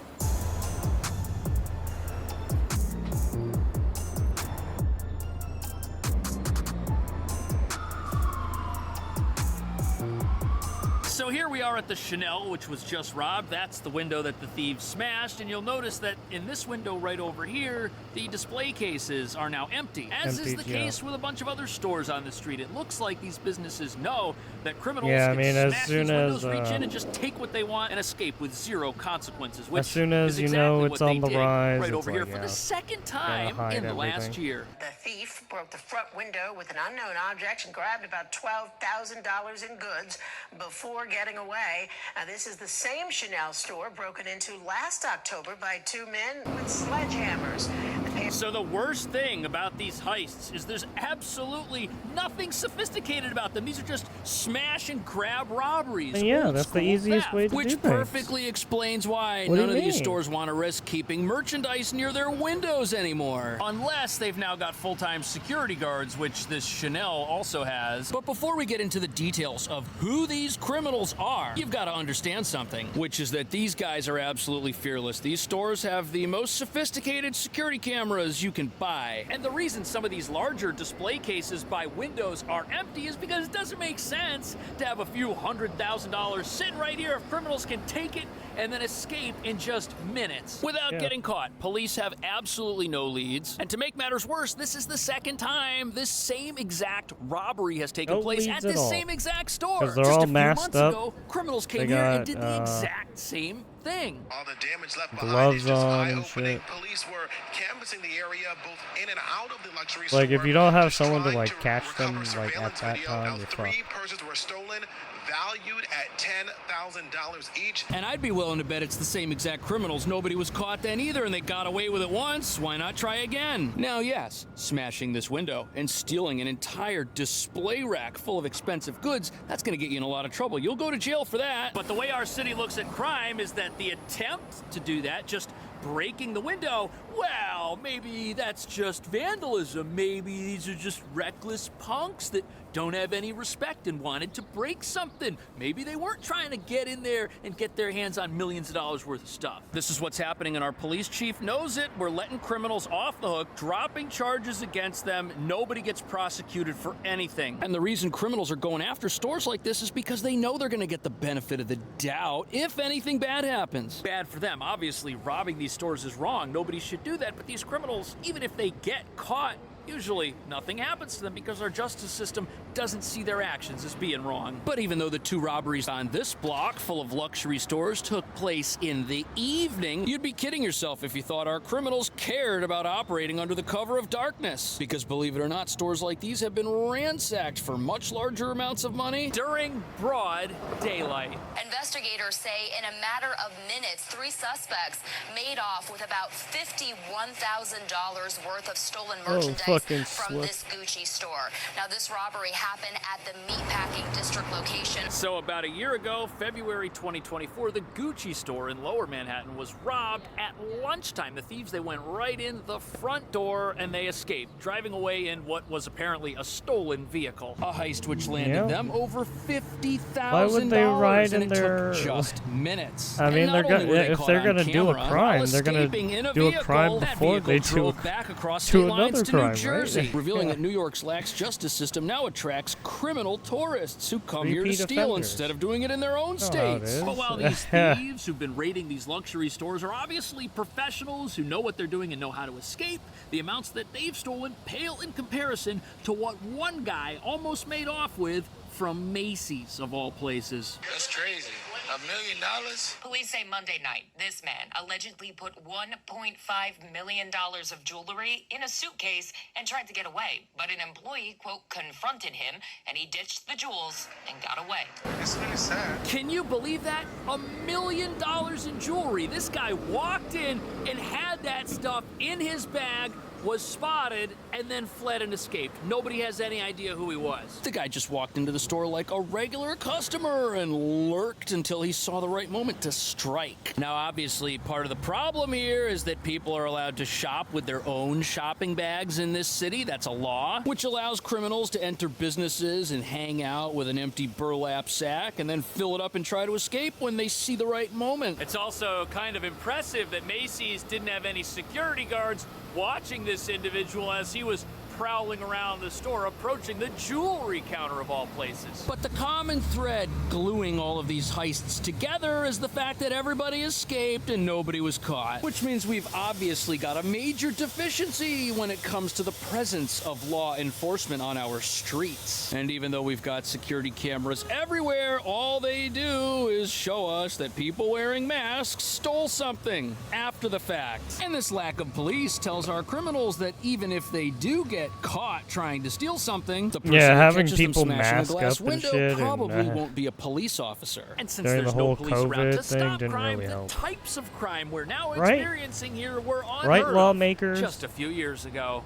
Most people don't know this, but if you're seriously hurt, that accident could be worth millions of dollars. And if you're injured in any way, you need to know how to protect your rights. Which is why you might want to know about today's video sponsor, Morgan & Morgan, America's largest personal injury law firm, who doesn't just settle for lowball offers. In fact, over the last few months, they've seen record judgments like a $12 million judgment in the state of Florida that was 34 times higher than whatever insurance was offering. Add to that $26 million judgments and $6.8 million judgments in Philly and New York, and it should be pretty clear that Morgan & Morgan is not your typical law firm because they win a lot. Plus, it takes just minutes to see if you've got a case, and you can do it all from your phone. Step 1, submit your claim online. Step 2, Morgan & Morgan's experts get to work investigating. And step number 3, Morgan & Morgan only gets paid if you win, which is what you want. And they can do this because they've got over 100 nationwide offices and over 1,000 local lawyers who are ready to fight to get you the best results possible. You can start your claim with Morgan & Morgan by following this link right here, which will also be in the description of this video. And remember, there's no fee unless they win. Once again, thank you to Morgan & Morgan for sponsoring this video.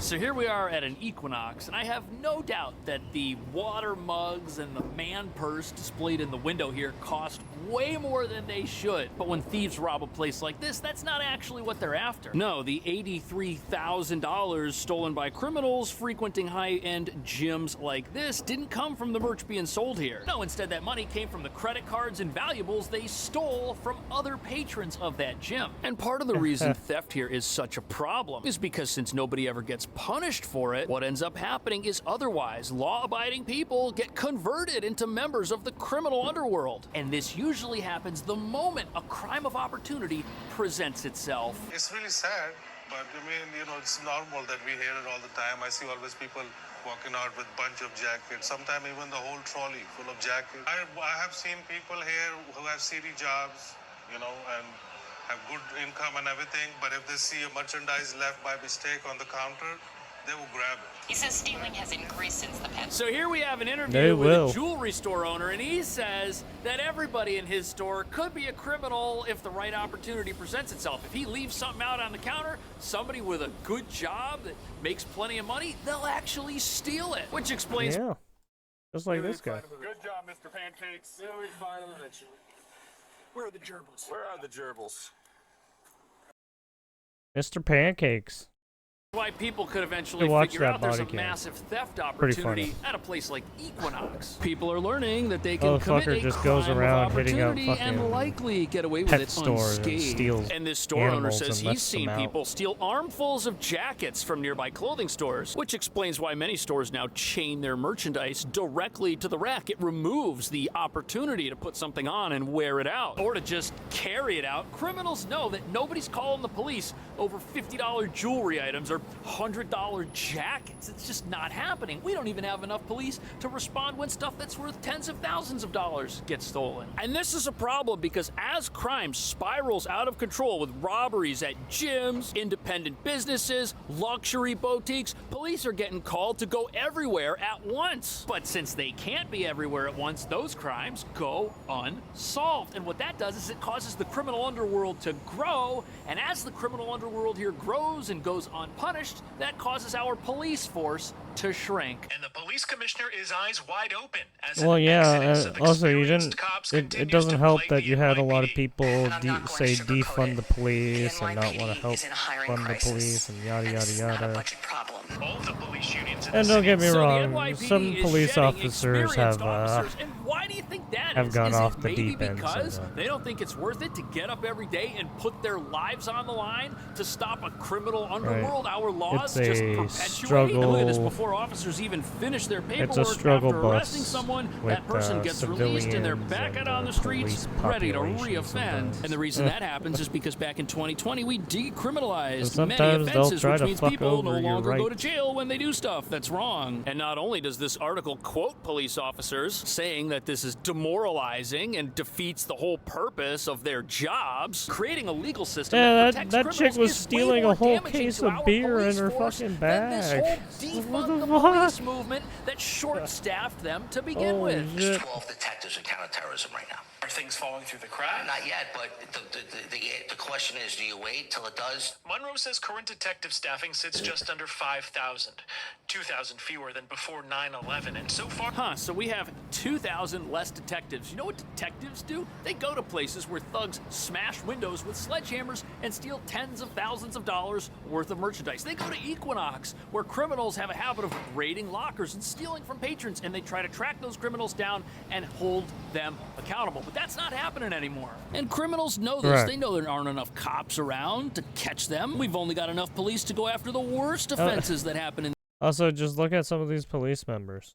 this city, not most offenses, and that's created a situation where these criminals, they're getting experience successfully committing crime and escaping. They're all still out there. When police do find these guys, they're going to be even harder to take down because by then they'll be hardened after they criminals, get on the which police reveals force, that instead of looks like they get decriminalization making our themselves city into a some happier, shit. safer, more wonderful place, it's actually done the opposite. The average detective is now taking on over 500 cases a year and working patrol shifts, too. Cases are going to be delayed in solving. I want justice for my son. He says the staffing crisis could affect grieving families and average New York. So as you can see, this goes further than theft. There are other crimes that are going unsolved as well. The general public is being deprived of justice. That's what's happening. On top of that, if it takes a long time to train detectives, that's a long time that the general public here is going to be in a lot of danger. Because you can't just go out tomorrow and hire a whole bunch of new police. Yes, you can put people through a police academy, but when those new cops come out, they're not going to have anybody who's experienced to be around and mentor them, show them the ropes, and teach them all the things the academy didn't. It's like any career path. People who are new benefit from the experience of established individuals who really know what's going on, but you're not going to have that anymore with our police force, and what that means is the overall experience level of the force is going to drop, which means we're going to need even more police in the future to keep our city safe. Yet finding them is just going to be even tougher as the criminal underworld here continues to grow and local laws that hinder police work cause more officers to quit. Is this the kind of system that's going to help New York hire police? The police commissioner said we've got a hiring problem and it's not related to the amount of money we have to hire people. I personally have a little bit of a problem with that. As you can see here, the starting salary, $54,000 a year. That's not enough to live in this city and enjoy any kind of financial independence. Personally, I think that officers should start at least $70,000 a year in this city where basic groceries are priced through the roof along with the prices of all the apartments. But between the low pay and the demoralizing anti-police atmosphere they've got to work in, especially when they have to put their fucking lives on the line. What do you think about that? Would more cops stop our stores from getting robbed? Are we creating and training like career criminals by not Jesus. punishing anybody? Let me know. Pretty fucking low. I'll see you in the next video. Thanks for watching.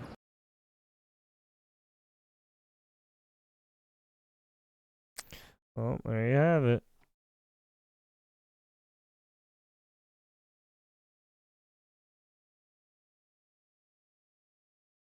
Virginia Giuffre reportedly made a mistake by posting the claim that she had 4 days to live on Instagram, as she intended to post it on her private Facebook page. That's according to her family, who have hit back at police after they raised questions about the crash. The 41-year-old, who was trafficked by billionaire paedophile Jeffrey Epstein, was seen with visible bruises following the smash near her home in Western Australia. She said the impact triggered kidney failure, sparking fears for her life. But police cast serious doubt on the crash, confirming it was minor with no injuries reported. In a statement released to the Mirror, her family said, "Today she remains in serious condition while receiving medical care. On March 24th in rural Western Australia, a school bus hit the car in which she was riding. The police were called but said that there was no one available to come to the scene.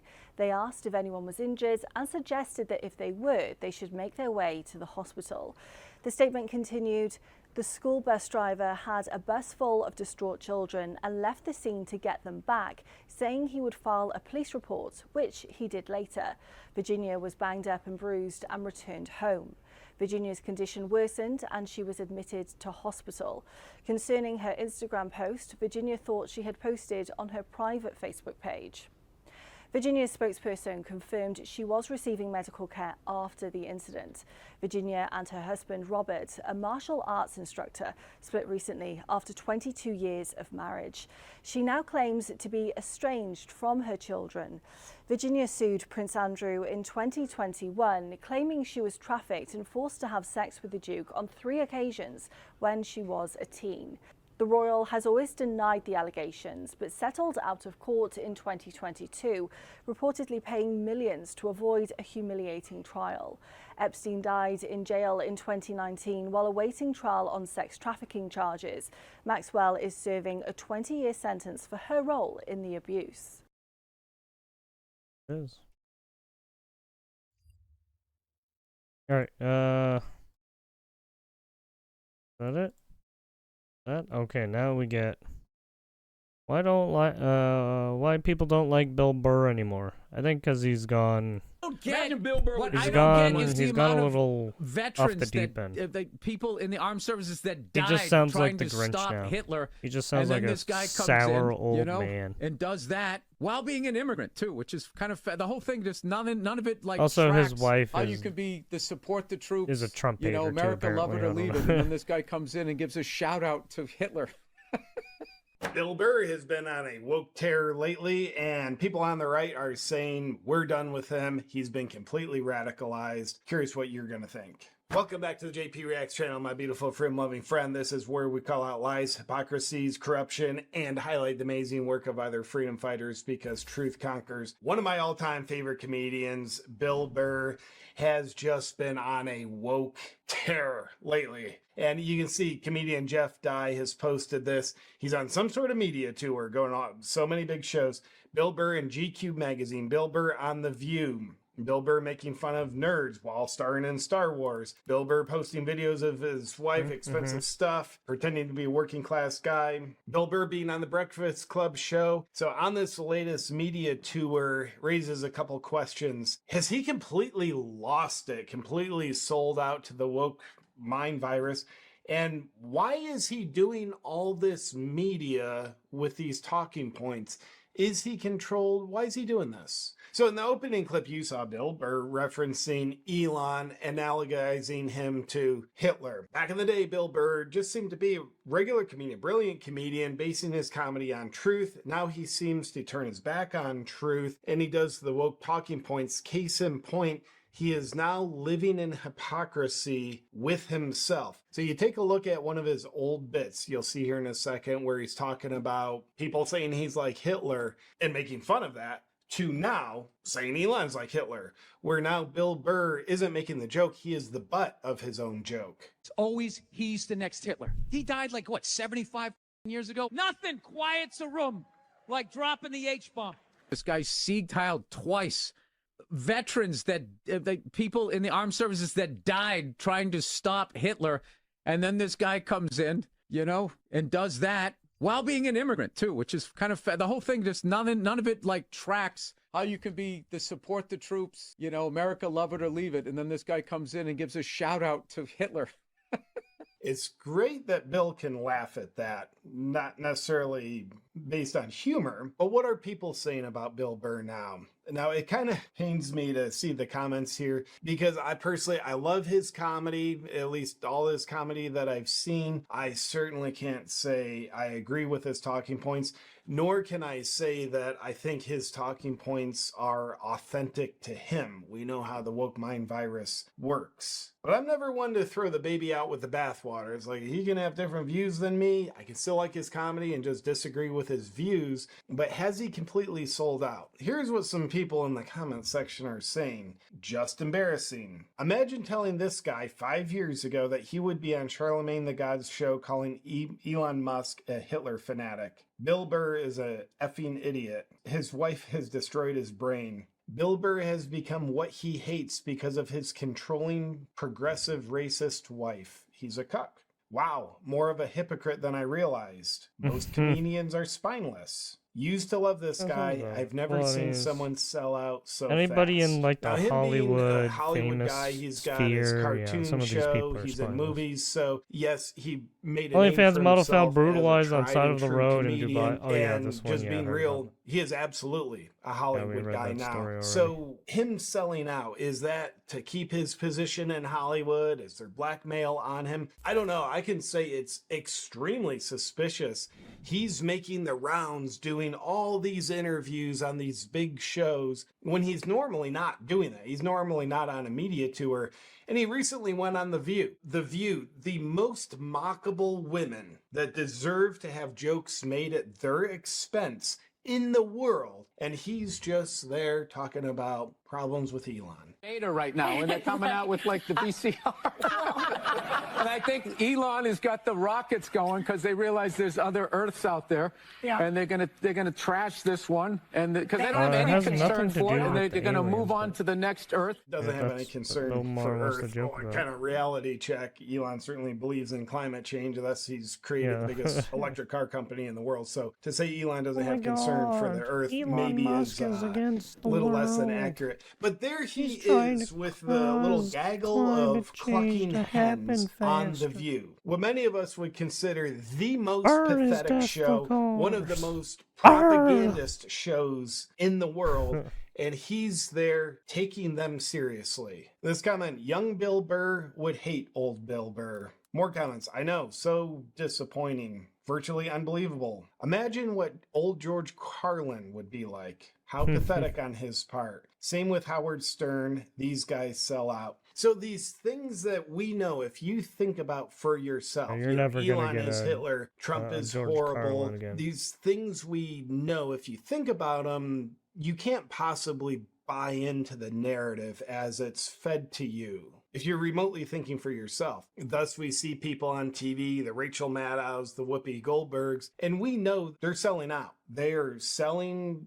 for money, for whatever it is, to parrot these talking points that you can't possibly arrive at based on your own conclusions. Now, Bill Burr is going heavy and hard with these talking points. We'll get back to the video in just a second, but first, I don't think there's anything that can impact the quality of your life and your day and your health more than sleep. And unfortunately, for the positive and the negative. I know for me, I am extremely sleep sensitive. If I don't get a good night of sleep with at least 7 hours, I feel like absolute crap the next day. My energy's in the toilet, and life just seems hard. One of my biggest obstacles to getting good sleep is falling asleep quickly. Sometimes when I'm not on my game, I just lay in bed for well over an hour. But using Dream eliminates that problem for me. I love it because Dream helps me fall asleep, stay asleep, and then wake up refreshed without any grogginess. It's a decadent, delicious chocolate sleep ritual that I take every night before bed now. The all-natural ingredients in Dream are clinically shown to improve sleep. With over 17.5 million nights of improved sleep, Dream transforms your sleep into your most productive wellness tool. There's no added sugars and just 15 calories. It's gluten-free, dairy-free, vegan, non-GMO, and keto-friendly. Let Dream help you feel and function your absolute best every day by helping you get to sleep, stay asleep, and wake up refreshed. Go to shopbeam.com/JPSears. And for a limited time only, you can get the sleep that you deserve with up to 35% off of Dream. Just use code JPREACTS at checkout at shopbeam.com/JPSears. Now back to the video. Another very radicalized thing Bill Burr did recently was on his podcast. He was talking about Luigi Mangione, the guy that killed the United Healthcare CEO, talking about how the media needs to have more sympathy for the killer and why he wants CEOs to be scared. Now, if this isn't a radicalized perspective, nothing is. You know what's annoying me about this kid who killed this CEO is none of these news programs are talking about the incredible lack of empathy from the general public about this because of how these insurance companies treat people when they are at their most vulnerable, after we've all given them our money every fucking month, and now we finally need you, and all you do is deny us. Now, there's no question insurance companies are just scandalous criminals for the most part. Yet using the murder of a CEO, essentially taking the empathetic side of the killer, may not be the time and place unless you're super woke radicalized. Now, have a listen to this. You know, I got to be honest with you, okay? I love that that fucking CEOs are fucking afraid right now. You should be. By and large, you're all a bunch of selfish, greedy fucking pieces of shit, and a lot of you are mass murderers. You just don't pull the trigger. So the woke mind virus kind of says, some people deserve to die because we're the party of love. So I would dare say this unto itself, it's like, well, it's a kind of a contrarian perspective, but this in Bill Burr's recent body of work just makes him look like a complete sellout to the radicalized left narrative. And by the way, who can forget a couple years ago when Bill Burr and his wife were there at the UFC, President Trump entered, and his wife, sitting next to Bill Burr, was flipping President Trump off, and Bill Burr just sitting there looking like a controlled dude. Take a look. There it is. And there you get the freeze frame. So you can tell, okay, his wife, she's pretty damn radicalized. Has that rubbed off on him? Has he essentially sold out to avoid conflict with his wife, or is it something bigger? And the plot thickens more. During his appearance on The View, he was insulting Elon for building robots because he doesn't know how to talk to real women. Bill Burr kind of gets owned on the internet, but first take a look what Bill had to say.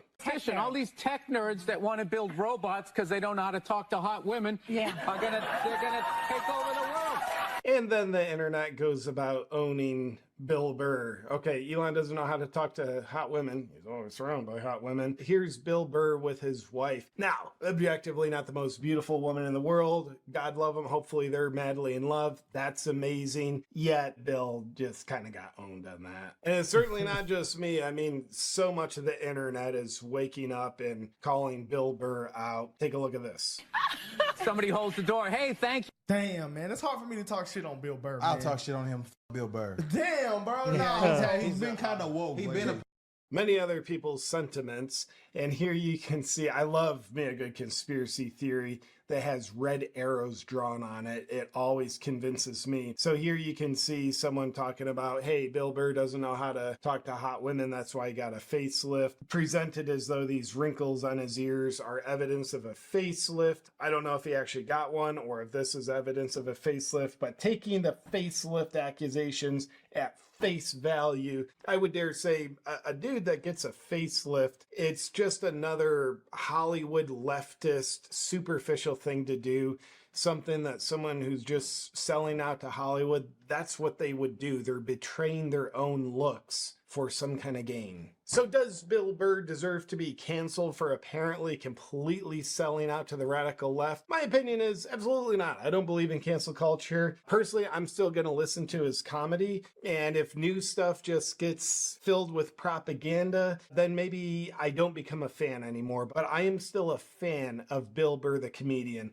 I'm not a fan of his normal life thinking. I'm not a fan of his on interviews. Exactly. I'm not even necessarily a fan of him as a person because I don't know him as a person. Yet I like to be real. He is a brilliant comedian. And as long as he can keep the propaganda out of his stage comedy, I will continue to be a fan. But if the propaganda infiltrates his stage comedy and he sells that out too, then I will cease being a fan. Let me know what you think about Bill Burr and the current state of affairs in the comments section. It's just, it's a little weird that he's kind of stay free. Right, went off the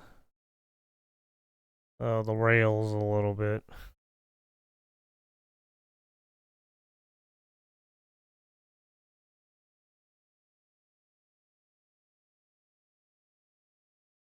But yeah, I mean, he's got to get paid somehow, right? And people still like his jokes, even if it's kind of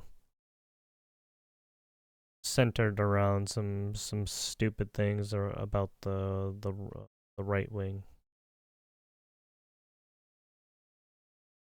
And he doesn't even attack the left wing at all. Barely does.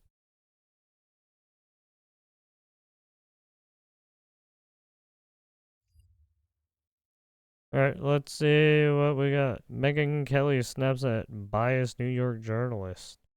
New York Times journalist, sorry.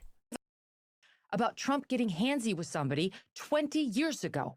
I want someone who will close the border, which he has. I want someone who will keep boys out of my daughter's sports, which he has. I want someone who will stand up to the insane DEI policies so that white kids will stop hearing in school that they're born with some original sin from which they cannot recover. Megyn Kelly was just on the New York Times podcast with Lulu Garcia Navarro, and she totally schooled her on how to be a proper journalist. Watch this clip. The interview was excellent, by the way. I'm going to link it at the bottom of the video in the description. Go take a look. I know it's the New York Times. I know there's a bias, but Megyn Kelly, she shines in this interview. It's a great one. Here's the clip. I just want to understand something clearly. Donald Trump was found liable for sexual abuse in a civil court. He's been accused by many women. I mean, they all You don't believe any of that? the charges. I think the most serious soon as thing he I've heard about became him has been the E. Jean Carroll allegation that he sexually assaulted her in a Bergdorf dressing room. And I don't believe one word of that. There's Not one many. word. There are other women who have Oh, said. I know. I've interviewed some of them. But look, the things I heard were included things like he got handsy on an airplane. Now, I don't know whether that happened or it didn't, but do I find that a deal breaker for a possible politician? Not really. At least I reported on their stories and did them the courtesy of bringing them to air in front of millions of people and let the audience make up its mind. My problem is more with these Democrats who will bury these allegations against their candidates or their candidates' spouses and then play holier than thou when they're looking at Donald Trump. Do you see yourself as a journalist still? Or would you not describe yourself No, like I'm that still anymore? a journalist. I mean, I break news all the time. And when I sit with Trump or anybody else in the administration, I ask tough questions. I mean, as recently as September of 23, I interviewed Trump and he got so mad at me, he didn't talk to me for 6 or 7 months. So it's not, look, it's a tough job to do. Yeah, I mean, yeah, even some of the people in the right-wing media, whenever Trump does certain interviews with some of these people, yeah, some of these people do ask him hard questions, and he does get a little annoyed sometimes. You have to be able to hit the people you admire. And I do. You know, I've hit them all. Right before the election, I ripped on Trump's Madison Square Garden rally as too brotastic and got specific about why. You have to understand, like, if you haven't sold your soul, you have to be willing to criticize the people, even you, that you admire on your, quote, side. And my owning my bias by going out there on stage with Donald Trump and saying, I'm voting for him and you should too, is a bonus when it comes to my credibility. Now, everybody has zero doubt about where I stand, and they can filter everything I say through the appropriate lens. What typically happens in journalism is they say they have no bias, and then they just work it out in the printed word or on their shows without owning it. But the I audience just look at knows everyone it, and it creates in a a distrust suspicious and a manner. divide. Yeah. When it comes to Trump and me, no, my own personal opinion is most of the allegations against him are much more complicated than the mainstream media would have you believe. And I don't think Donald Trump is a rapist or a sexual assaulter. I do think he's taken inappropriate liberties with women and gotten handsy with them in a way he's owned himself. Okay. Years ago when he was a celebrity, and it is what it is. That's the past. But it's just about so much more than that. We are talking about how many people dying at the southern border because of the invasion that we've suffered under Joe Biden. We're talking about Laken Riley, whose killer was let in under Biden. We put him on a taxpayer flight down to Georgia where he murdered her. I don't give a shit about Trump getting handsy with somebody 20 years ago. I want someone who will close the border, which he has.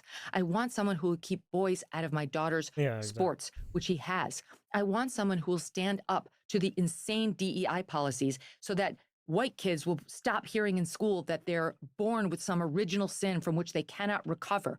which he has. You can't not agree with that. I look at this the same way I look at the kind of RFK scandal that's going on right now, that he was having a sexting relationship while he was running for office with somebody.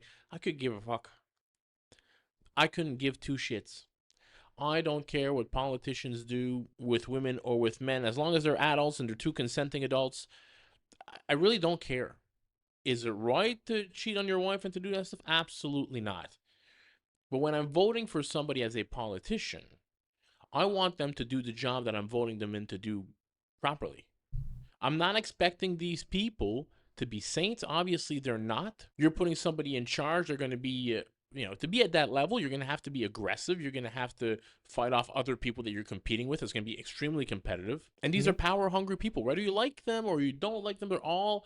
You have to have some level of wanting to have power to be in charge of a whole country. These are often workaholic people, and often that comes with, even on the women's side, some cheating, some flirting, or whatever you want to call it. But I don't care.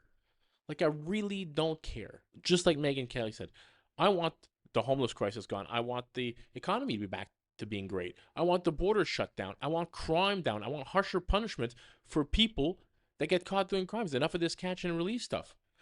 I want the inflation to go down. If the person I vote for wants to get their unit wet on the side, I don't care. I would care for out of a different position in life, but not from a politician. I don't expect them to be saints. If anything, I expect them to be probably a little bit worse morally than most of us, but I want them to get the job done. That's it. Hope you enjoyed the video. If you did, smash that thumbs up button for your boy. Consider subscribing to the channel. Help it grow. I'll catch you all in the next one. Peace out, everybody. Sounds about right.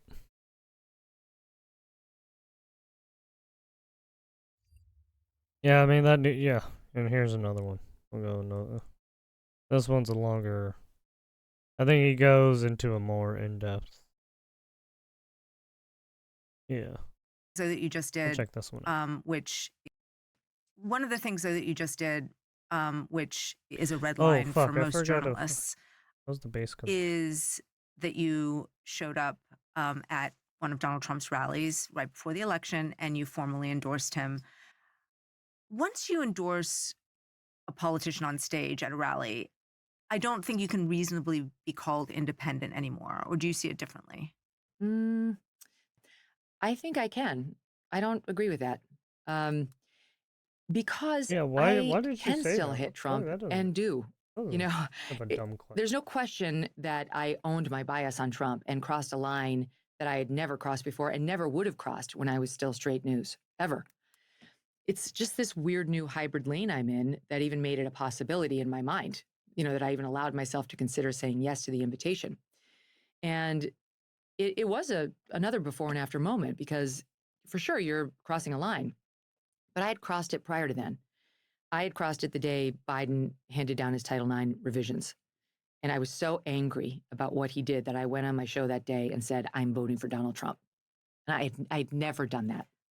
But then going and actively campaigning, standing on stage and giving him a hug and a kiss, it is different. And I think a lot of people saw you endorsing Trump as caving, as essentially going to where the power is. I don't think it was me caving. It was me rising.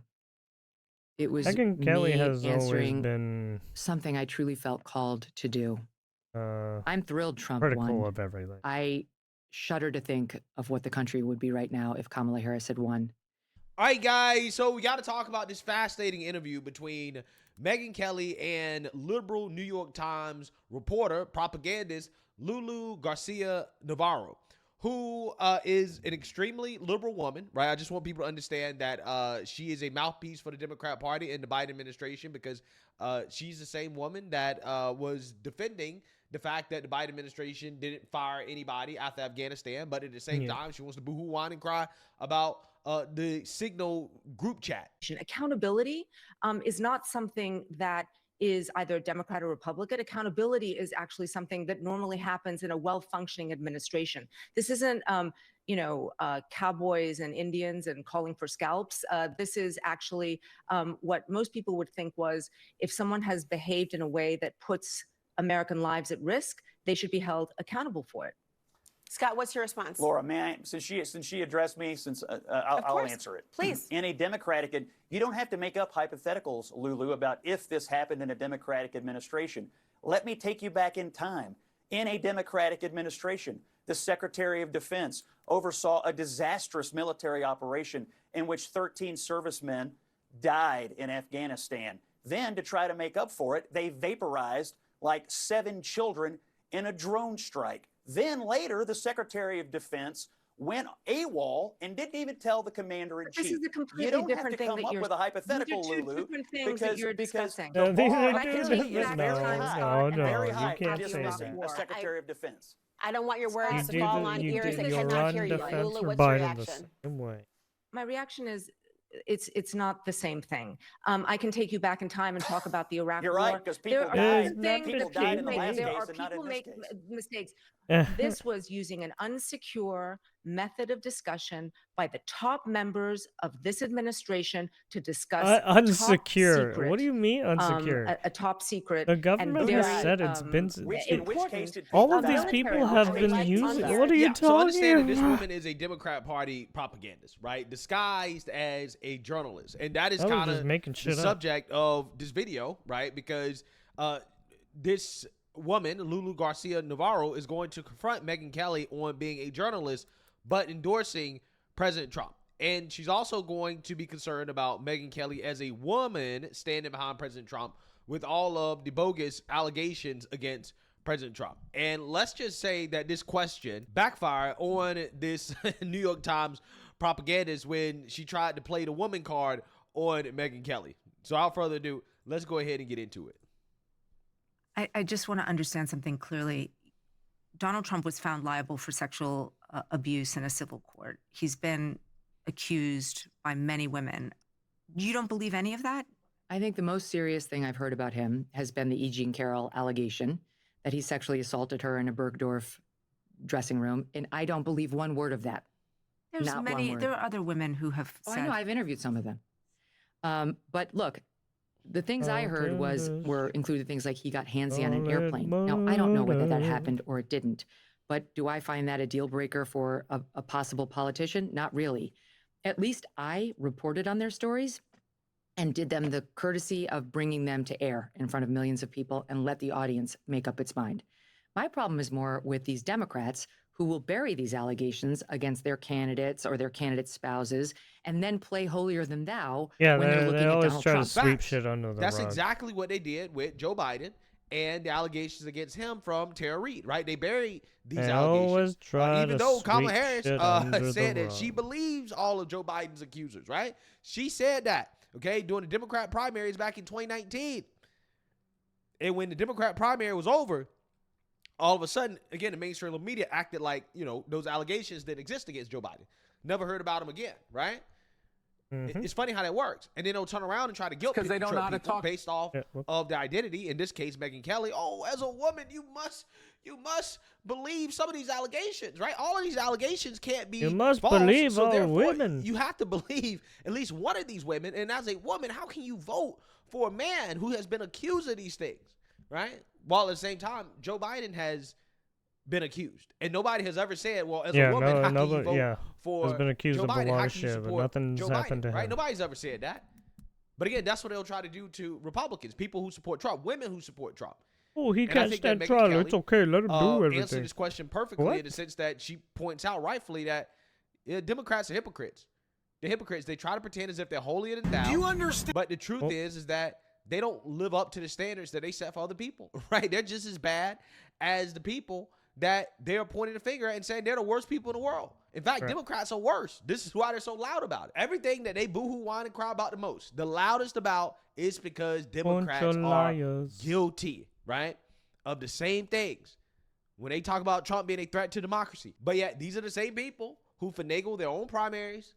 These are the same people that overthrew Joe Biden and refused to have a primary, installed Kamala Harris as the Democrat nominee, right? So they overthrew democracy within their own party.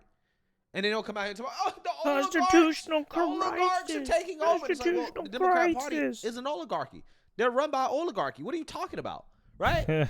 Billionaires run the Democrat They're Party. trying right? to We destroy can't have billionaires buying democracy. elections, but Quite literally, Democrats are using billionaires He's a to buy bigot. elections. He's a They've been doing that for xenophobe. years. He's racist. And they're mad that the other side is saying, all right, cool. Well, we'll do the same thing, Constitutional right? crisis. Now they're mad. Oh, we can't have this. This is terrible, right? He's Again, a it's just- womanizer. it's He's a amazing. It really is. And misogynist. again, this is why I He think punches people that in the Democrats pussies. lose a lot of credibility, right? Due to the fact that, again, they don't live up to the standards that they set for other people. The things they cry about the most, grabs people by are the things pussy. that they are the most guilty of. Do you see yourself as a journalist still? Or would you not describe yourself No, like I'm that still anymore? a journalist. I mean, I break news all the time, and when I sit with Trump or anybody else in the administration, I ask tough questions. I mean, as recently as September of 23, I interviewed Trump, and he got so mad at me, he didn't talk to me for 6 or 7 months. So it's not, look, it's a tough job to do. You have to be able to hit the people you admire, and I do. You know, I've hit them all. Right before the election, I ripped on Trump's Madison Square Garden rally as too brotastic and got specific about why. You have to understand, like, if you haven't sold your soul, you have to be willing to criticize the people, even you, that you admire on your quote side. And my owning my bias by going out there on stage with Donald Trump and saying, I'm voting for him and you should too, is a bonus when it comes to my credibility. Now, everybody has zero doubt about where I stand, and they can filter everything I say through the appropriate lens. Facts. This is one of the reasons why I'm making this video, is because she's making a point that I have been making for a long time about the modern day state of journalism, right? Especially when you look at outlets like CNN, MSNBC, ABC, NBC, these legacy news outlets that claim to be nonpartisan, they're unbiased, right? When they clearly are biased towards the Democrat Party, right? And they're biased against I mean, you President could see it Trump. in, But yet, right, the face of NPR obvious, CEO. right, which is that, hey, you're biased, okay? Your coverage is biased. Even your editorial coverage is biased. Oh, no, we're not biased, right? Which is what the CEO of NPR continues to claim. Talking about NPR. Yeah. NPR he does is bring not up the biased NPR. in its coverage. You're talking about the national shows that originate the out of national news shows that we Right. produce. I'm speaking about our editorial news gathering function. Right. There is not bias in NPR.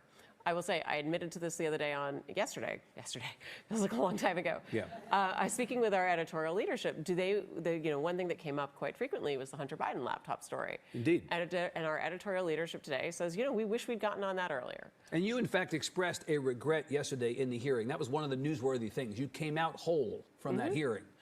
But what made news was your regret that you had not done a better job institutionally on the Hunter Biden story. Yeah, and to be clear, I'm not on the editorial side of the organization, and I was not there at the time. But you represented it as your feeling and as the feeling of the editorial team today. That's correct, because we feel as though it was a big story and we didn't get on it early enough. And so is that a mistake? Sure. We can acknowledge that we are not always perfect. My belief is that it's not our goal to be trusted, it's our goal to be trustworthy, which means we get up every single day and we try to do the best job so that we earn the worth. That we are worth people's trust, but we never assume that we're trusted. But they assume, speaking of assuming, they assume that you didn't cover that story more fully because you're biased. I do understand that, and that's why I think it's important to acknowledge when we're not. But you don't think that was bias? I was not there, and I cannot speak to the conversations that happened. So I don't know what went into it, but my view is that when we hear criticism, we need to take it on board and we need to examine what it is that is generating this criticism and determine what we're going to do about it. If we are going to serve the public interest, we need to hear from the public, and then we need to determine what of that is something that we can integrate in order to earn that public.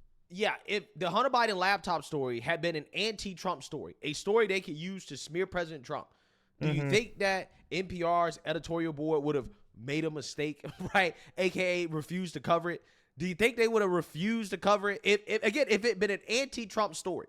No, they would not have, right? It was not a mistake. They actively chose not to cover it because it hurt Joe Biden at the time, right? But we're not biased, right? We're not biased. We're not biased. Okay, we promise you we're not biased. We swear it's we just didn't. So hilarious to we me, right? did It really touch is, on because it a little this is bit, how they but we lose didn't do a credibility. deep And this is dive. why I say I Megyn Kelly swear is right. we didn't do it on when purpose. She comes out here, she says straight up, "Hey, this is who I'm siding with, right? This is who I'm endorsing."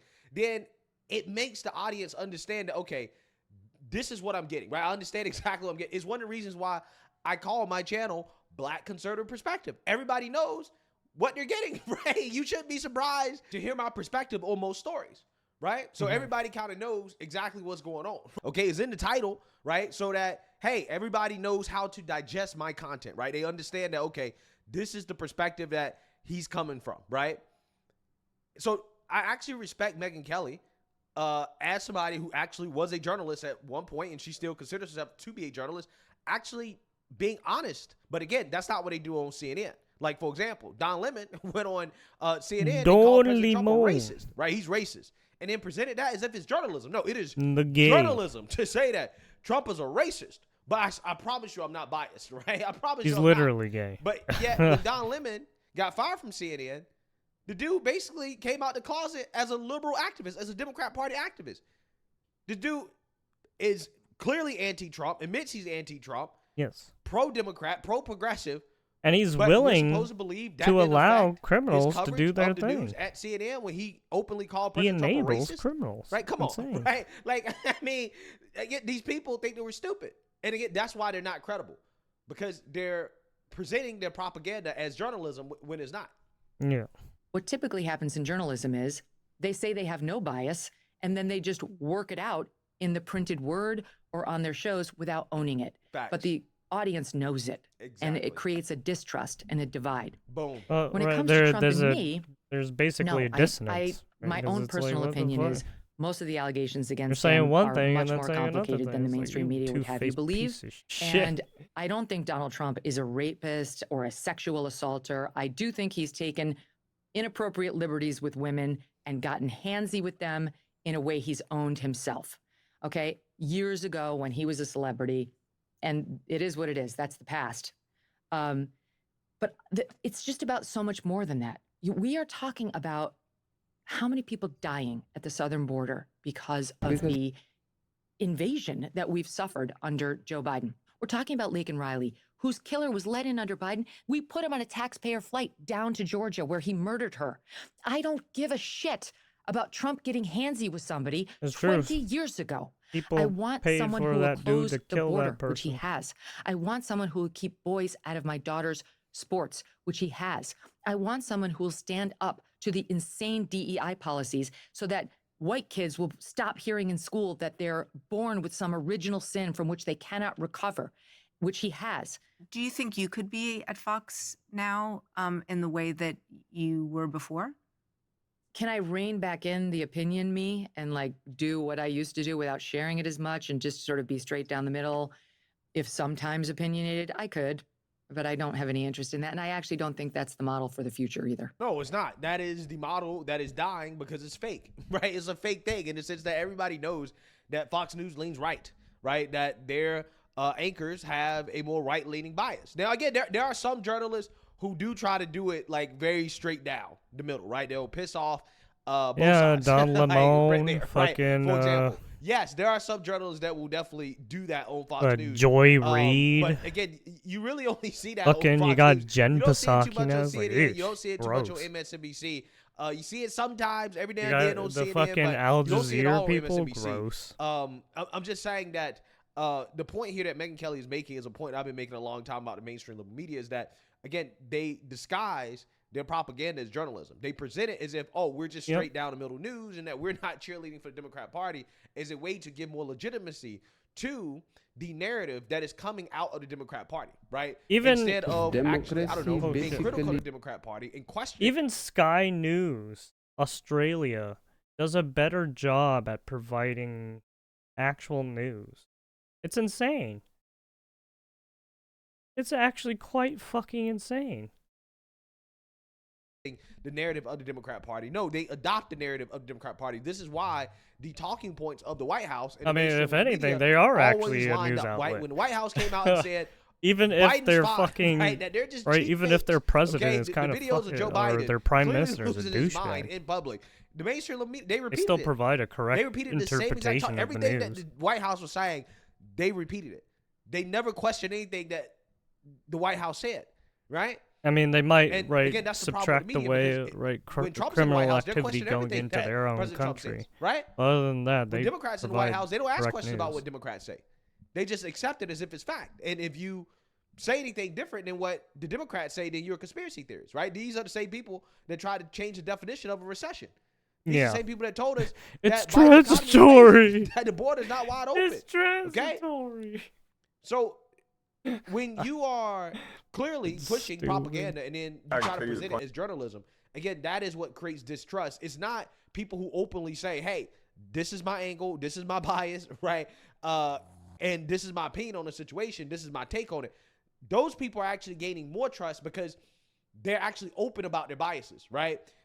In the liberal media, again, they're dying because they refuse to be open about the fact that they are, in fact, biased, right? Which is why everybody knows that the media is overwhelmingly liberal. Even Forbes News, right? And to pretend as if they try as to if be they centrist aren't an arm of the Democrat Party as much as is a slap in possible. the They face don't to, even give out the their viewership, fucking and that's why opinion, viewership right? is declining. They try to be as centrist so, as let me know what you possible. guys think. Make sure you like, comment, and subscribe. Most importantly, share a Black conservative perspective. Peace.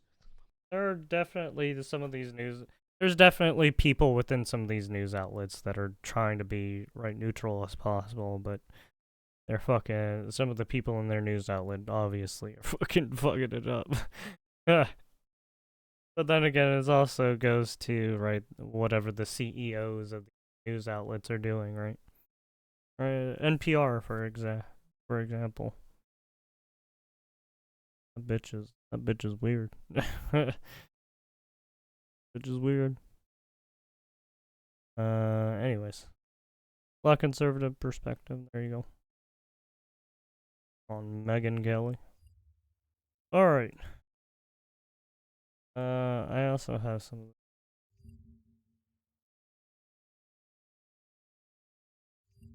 It means government by the people, of the people, for the people. But the people are retarded because. But the people are retarded. Yes, exactly. People are fucking stupid.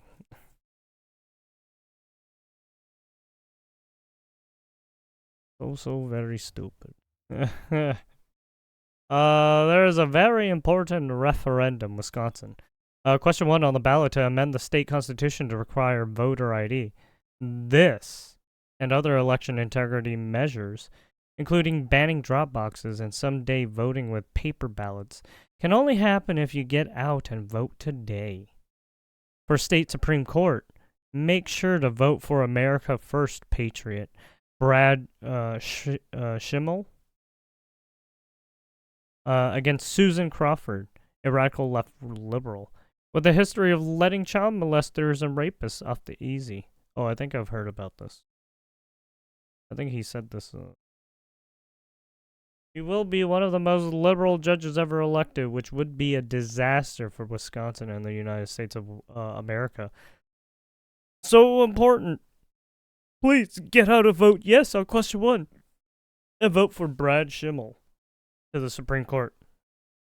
Make America great again. Swamp the vote. USA. If voter ID should be an amendment to the Constitution. Yeah, the fact that these some of these states are trying to do what they're doing, that's a little fucking. That's a little shady what you're trying to do there. Trying to count those votes, you fucking weirdos. 80 fuckheads. Apparently, Gideon got some. I can tell you the punchline on that. What's the punchline? Black power does this. One of the white powers is that.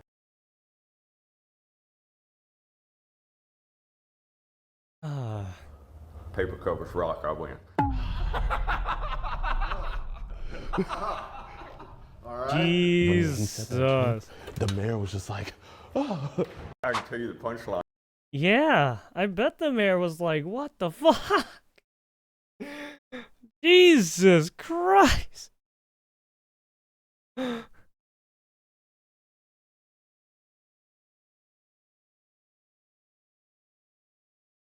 This guy kept bullying another dude, but, well, he was about to regret that. He went inside, told the guy to, and then got right in his face, putting his hands on the victim and continuing to insult him while his buddy, who was recording, kept laughing.